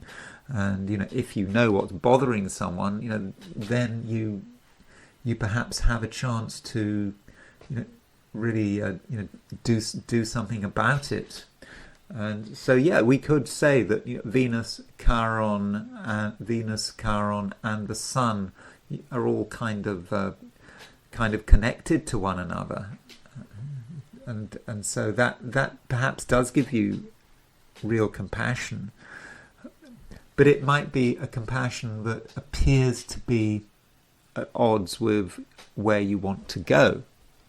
There are things you feel you'd like to do. As I've said, this can be a day when you are quite focused on your ambitions, even if it doesn't seem as if there is much opportunity to see your ambitions through, but it does matter to you. But you also are aware that there are other responsibilities, and you might see them as being at odds at one another. But that might not actually be the case.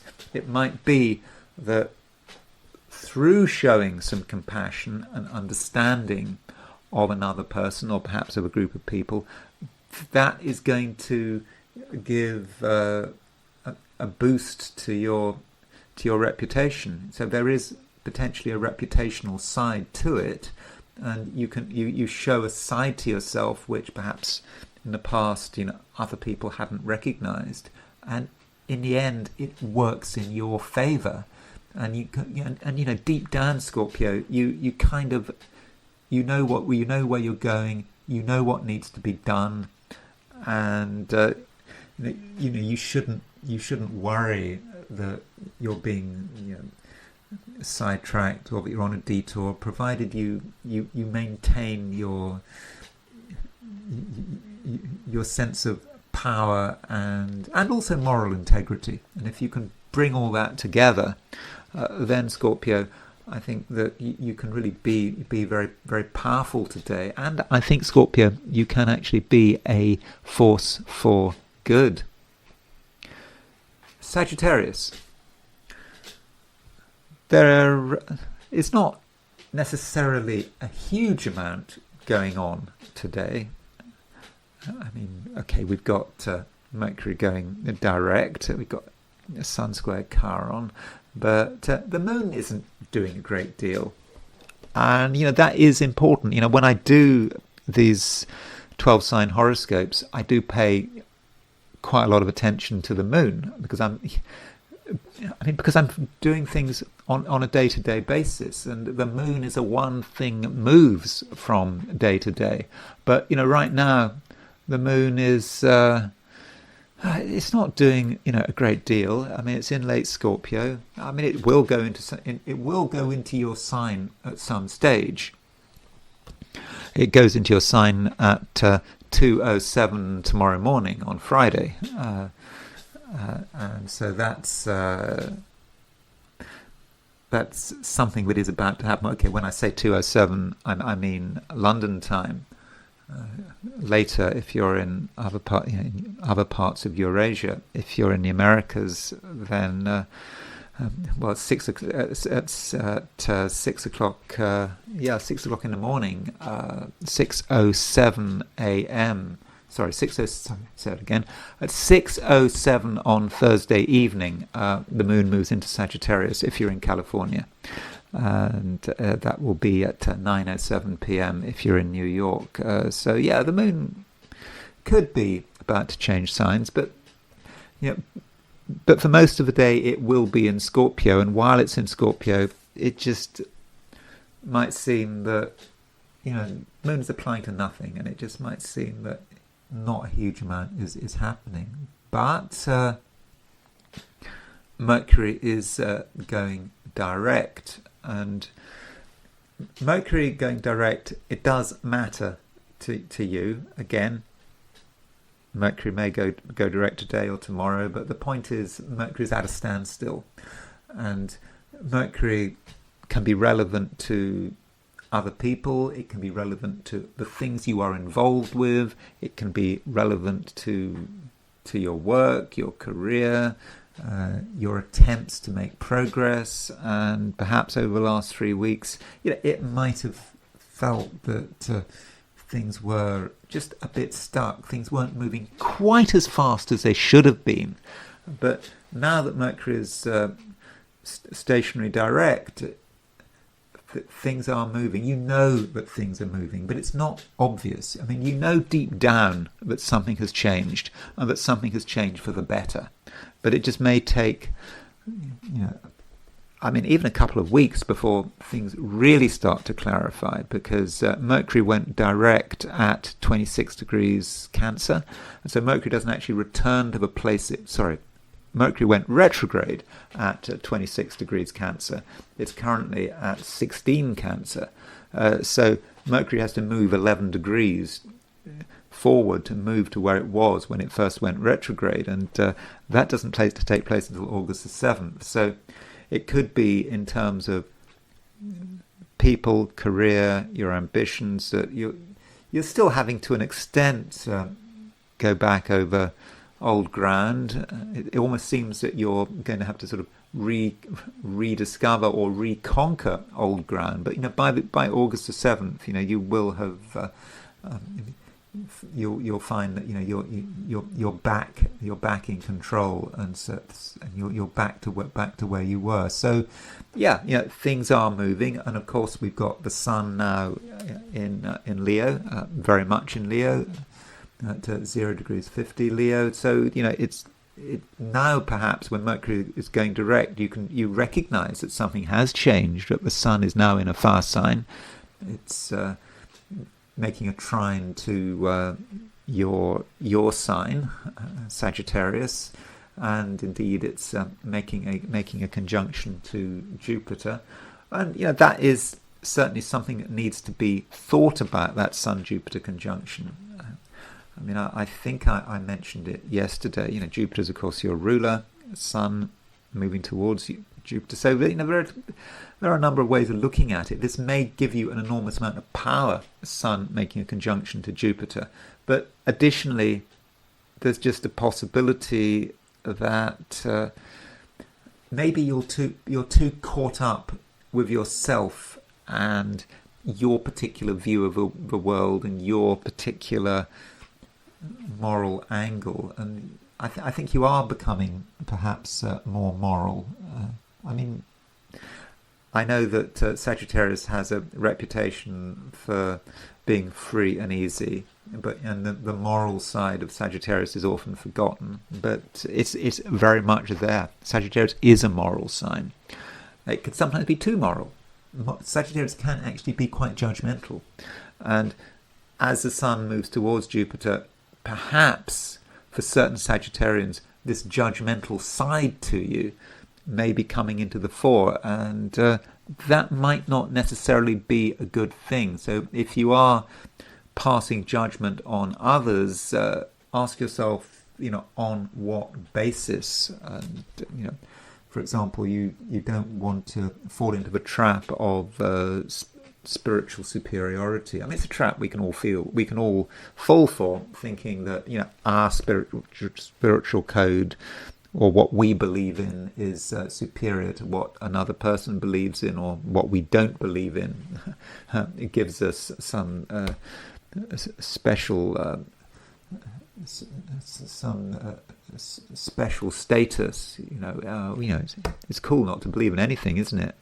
Some would say that, but so have some humility now that the sun is in a fire sign, and don't think that you've got all the answers. You might have all the answers for yourself, but that doesn't necessarily mean that you can impose those answers onto other people. So just be aware of that. Now, one aspect we do have today is Venus making a quincunx to Saturn. Venus, is moving through Virgo, and I think that Venus in Virgo does allow you to present yourself quite well. I mean, Venus is now in the middle of Virgo, so you can present yourself well in terms of you in the outside world, you as someone who is trying to move things forward. You perhaps you have your ambitions. You're working towards something. You're working with people. So yeah, you look good. I think you feel quite confident. But then it makes a quincunx to Saturn, and this quincunx to Saturn might be about authenticity. And Sagittarius is a very authentic sign, and Sagittarius doesn't like fakery. You like to focus on what is true. You want to focus on what is real. I mean, in a way, of all the three fire signs, it could be said that Sagittarius is in a way the most earthy of the three fire signs. I don't know, you might disagree with that, but I think it possibly is. You might say, okay, it's Leo because Leo is fixed, but there's nothing about Earth that has to be fixed. And I think, certainly in my experience of Sagittarians, they can be quite earthy. They can have a very earthy sense of humour, for example. And so the question of authenticity might come up. So yeah, you're presenting yourself in a particular way. You're doing well, and then you're thinking, is this really you? Are you really showing people what you're really like? Or perhaps what you're doing is you're hiding your light. You're keeping it to yourself, and that might be bothering you. And you might be thinking, well, how can you make things more real? How can you really show the world, what you can do, the kind of person you are? And this is Saturn in Aries. I think it is a very positive side to Saturn in Aries. You taking your own uniqueness seriously and wanting it to be reflected in the way you present yourself. And so that might be something of a challenge for you, but I think it's a challenge that is certainly worth pursuing. So do think about how you are presenting yourself and whether or not it is authentic. Capricorn. It could be, Capricorn, that there is not a huge amount happening. After all, the moon is in late Scorpio. It's void, of course. It's made its last major aspect before leaving the sign, and maybe there is a sort of a bit of a gentle social activity, but perhaps it's just past its peak, and you don't necessarily have to involve yourself in what's going on. And I think that's probably the way you would like it. I think that says something about your attitude at the moment. Things have reached a certain stage, and it's just best to do nothing. Especially now that Mercury is stationary direct. So Mercury stationary direct. Yes, Mercury is about to go forward, but as far as today is concerned and tomorrow, Mercury's essentially at a standstill, and it might just then feel that, yeah, everything is at a standstill, so that perhaps is a good thing, because it means that there is no pressure. And that's certainly one scenario for the day. And that would, especially be the case if you are, quite self-sufficient. There's nothing much you have to worry about, nothing much you have to interact with. Now, different Capricorns have different things going on in their lives, and if you are perhaps a more active Capricorn, or there really are things happening, there are people around you, people to deal with, then it might be a slightly different picture. I mean, Mercury is going direct. Mercury is going direct in Cancer, in your opposite sign. And so with Mercury going direct in your opposite sign, it could be that something or someone is coming to life.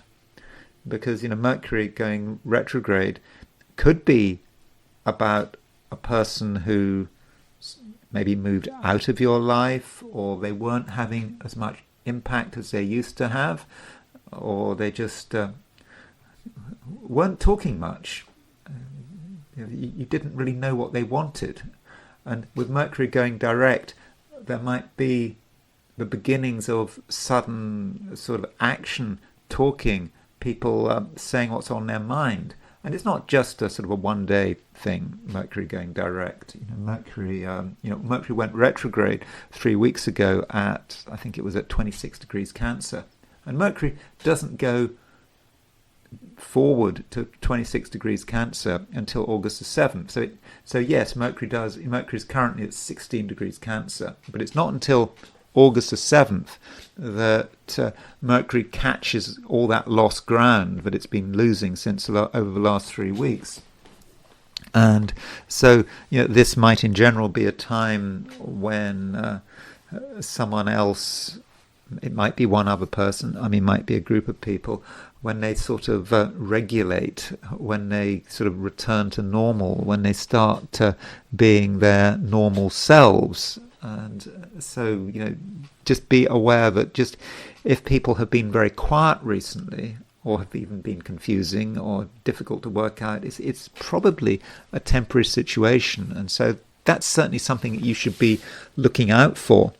And, continuing, I think on a social theme, we have a quincunx between Venus and Saturn. So Saturn is, of course, your ruler. Saturn in Aries, and Saturn in Aries might indeed not want to do much. Saturn might want to stay where it is, at least compared to Venus. And so, because Venus is kind of challenging Saturn, because a quincunx, okay, it's not challenging like a square, but there's a certain lack of ease between Saturn in Aries and Venus in Virgo. Aries and Virgo are two, very different signs. And so Venus in Virgo might represent pressure from another person that you don't necessarily want to give into. You might not even want to listen. You might find it annoying. And, with Mercury going stationary direct, at the same time, yet someone coming to life, and someone coming to life in a way that in the first instance you're not very happy about. So if something happens, on a social or interpersonal level, don't just immediately be negative. Try to work out what is happening, and maybe you are being pushed. Maybe you are being pushed to see things in a new and sort of more expansive way. It's not necessarily what you want to do, but you should at least make an effort to try to understand what other people are talking about, what they're trying to say. And that means, Capricorn, I think, just being as tolerant as possible. Tolerance can go a long way. And just because you're being tolerant, it doesn't mean that you're you're compromising yourself. Not at all. You're just being open-minded. You can listen. You don't have to agree to anything, but you can at least be aware of the possibilities. So yes, there is a challenge. And talking about Saturn, it does link with Mercury as well, because Mercury goes direct at 16 degrees 19 Cancer, and so it actually goes direct quite close to a square with Saturn. And so perhaps as people become more alive, as they start waking up, and I'm not just talking about today, I think it's over the next couple of days, as people start to sort of wake up, they might bother you, they might irritate you. You may just be absolutely happy where you are. You don't want to have to think about what other people are doing and what their ideas are, and you don't want to have to think about their requests. But it is a legitimate challenge, and it might not be what you want to do, but I think you've got to be aware that you live in a social world. At least some Capricorns, as I said right at the beginning of a piece on Capricorn, it kind of depends on your situation. If you really are self-sufficient, then none of this may bother you. But if you live in a social world, if there are people around you, people to deal with, people you have to relate with, then I think that there may be things that you have to work with, and I think that you've got to be aware of other people, and be prepared to listen to them, and perhaps be prepared to be challenged by them as well. Aquarius. Mercury is going stationary direct. I have to mention this for all of the 12 signs. I'm sure you kind of want to have some idea about what this might mean for you. I mean, Mercury going stationary direct in Cancer for the average Aquarian, it may not be super significant. I mean, it does happen quite frequently, Mercury going stationary direct, and the way you might experience it is that something starts to be just easier to deal with, something that not so long ago appeared to be rather confusing, and you didn't really know where to start, and perhaps this has been going on over the last 3 weeks. You knew that there were things that weren't right, but things that needed to be, maybe cleared up or organised, and this could have related to your living conditions. It could have been also some aspect of your health. It occurred to you that maybe you could do something to be sort of fitter, and I mean, of course, I'm talking about lifestyle. I'm not making any medical comments here. And you had some theoretical ideas about diet and exercise, but it was all very theoretical, and maybe you weren't able to do very much about it. But now that Mercury is going direct, you see perhaps the opportunities for action, and over the next couple of weeks, you can put theory into practice, and it can just be a process by which things around you can be sorted out. But it might not say much about today, just because Mercury is going stationary direct theoretically today, or could be tomorrow, depending on time zones. It doesn't necessarily mean you're going to feel it immediately. Now, one thing about Mercury going stationary direct is that it's square Saturn, and so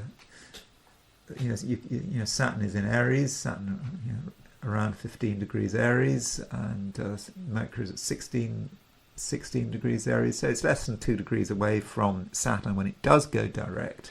And so that might force you to consider something that you hadn't really wanted to bother with.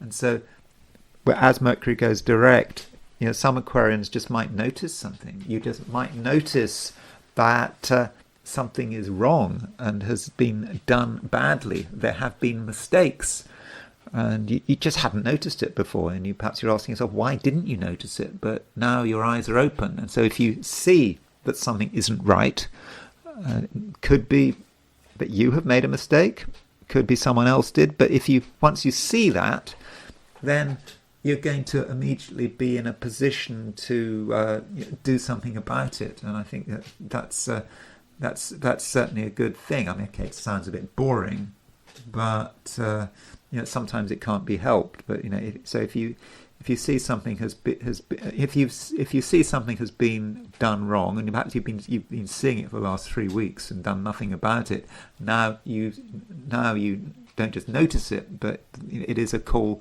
for action. Additionally, Aquarius, we have the moon in Scorpio, moon in late Scorpio, and the power of the moon in Scorpio is very much past peak. I mean, it was a moon in early Scorpio that was very motivating. When it first went into Scorpio, earlier in the week. I hope that was motivating for you. The moon was making a square to Jupiter, square to Pluto, so that was really the sort of the active part of it. Now the moon is in late Scorpio, and you still feel that there are things that you would like to attend to. Perhaps you've got ambitions, but do you really have an opportunity to put these ambitions into practice, and these big ambitions? Probably not. And instead, you should be perhaps focusing things on a lower level. As I was indicating with Mercury going stationary direct, square Saturn, it's perhaps the small things that need to be dealt with, rather than sort of the larger concepts. And another aspect that I should mention is a quincunx between Venus and Saturn. And this Venus-Saturn quincunx is relevant to you. I mean, Saturn is your ruler, and Venus just might be something you just don't want to have to bother with. And it could be the complexity of another person, or it could be some family dynamic that is very real, but you're not interested in it. Aquarius, you've got better things to do. You want to keep things logical. You don't want these kind of complications. But if you see a complication, particularly a social complication, which I think this Venus quincunx Saturn might represent, or a family complication, and it could be a complication. There might be a financial side to it, so that is certainly possible. And so if that happens, then Aquarius, I would recommend that you don't run away from it. And this Venus quincunx Saturn, it's not a bad aspect.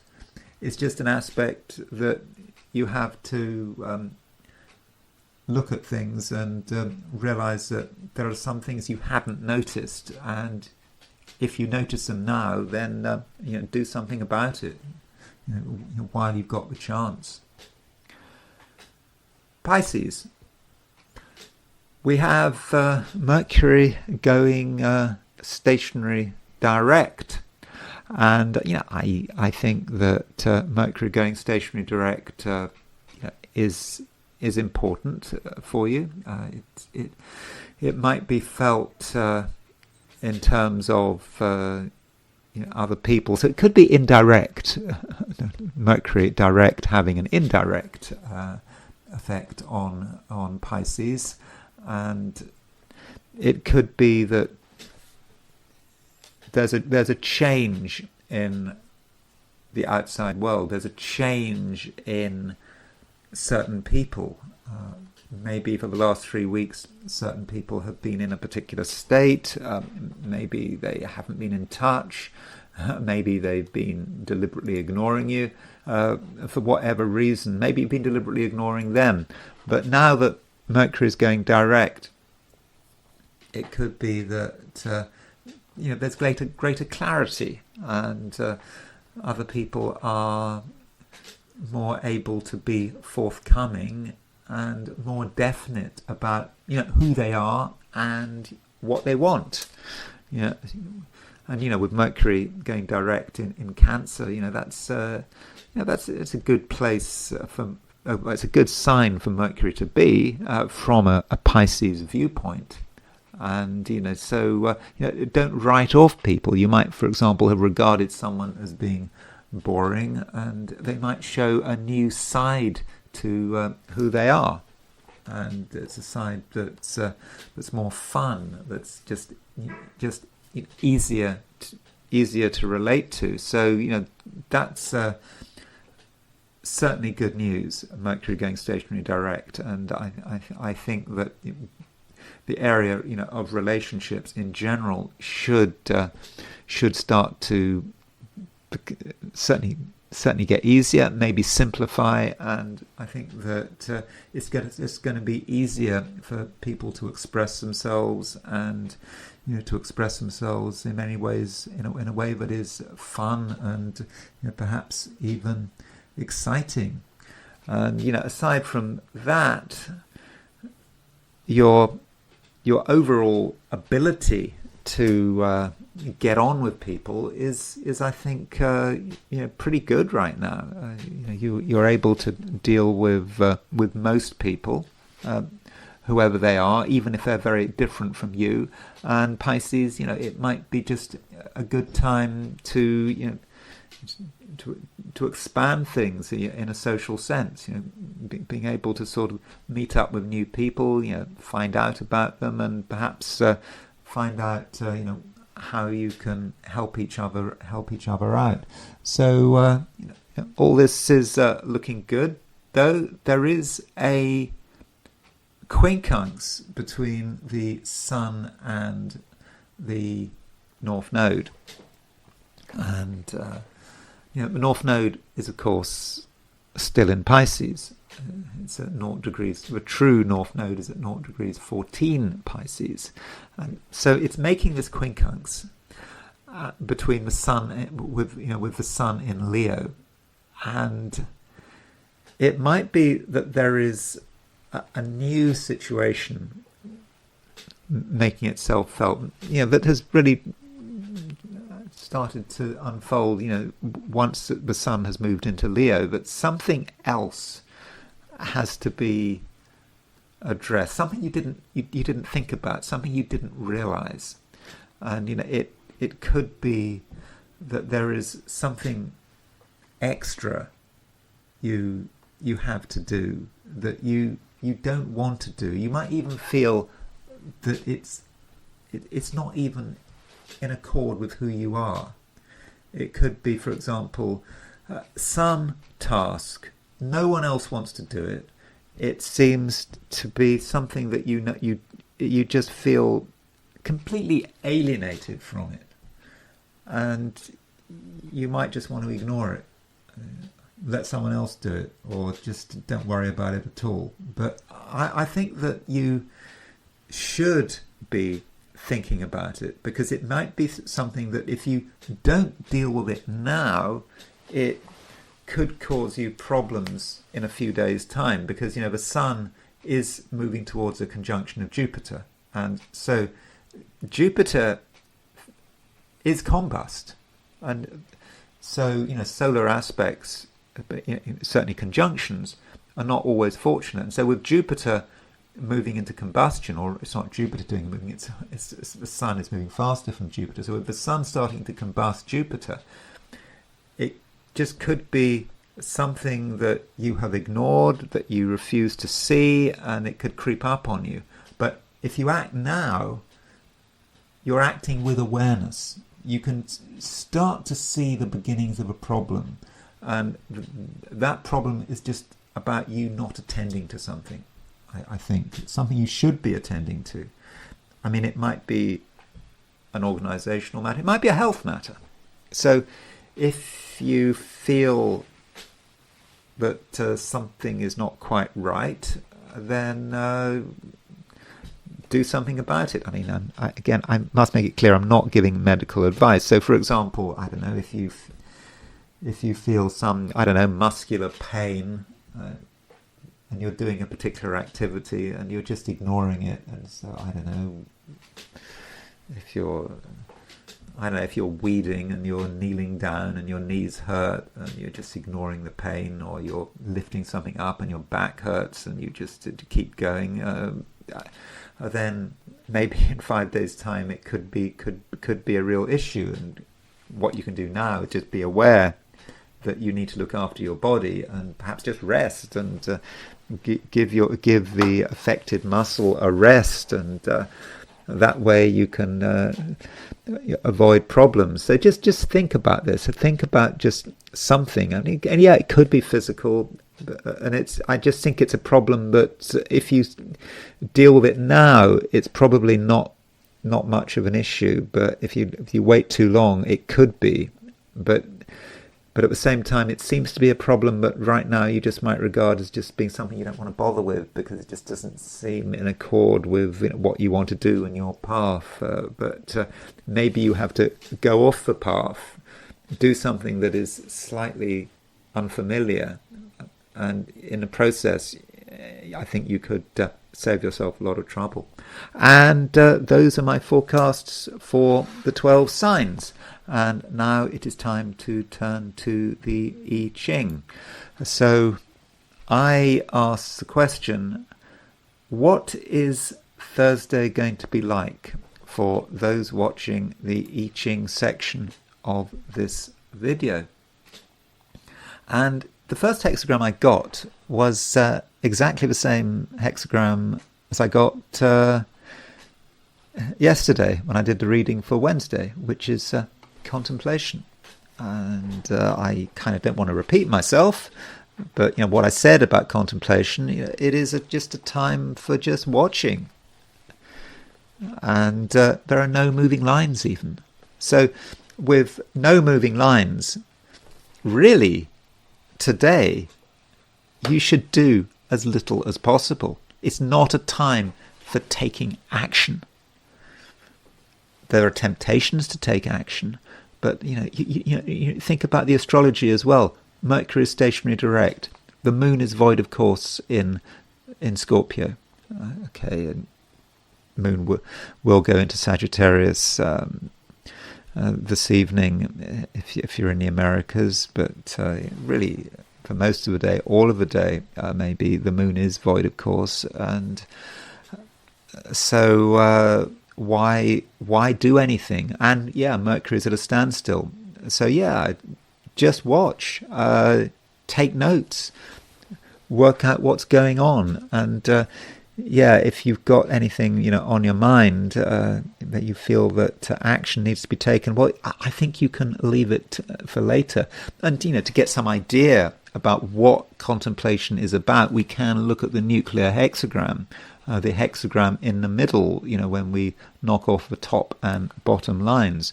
And the nuclear hexagram is 23, which is splitting apart. Now, splitting apart is not the reading itself. It's not a day of splitting apart. But splitting apart kind of gives you an idea about the background.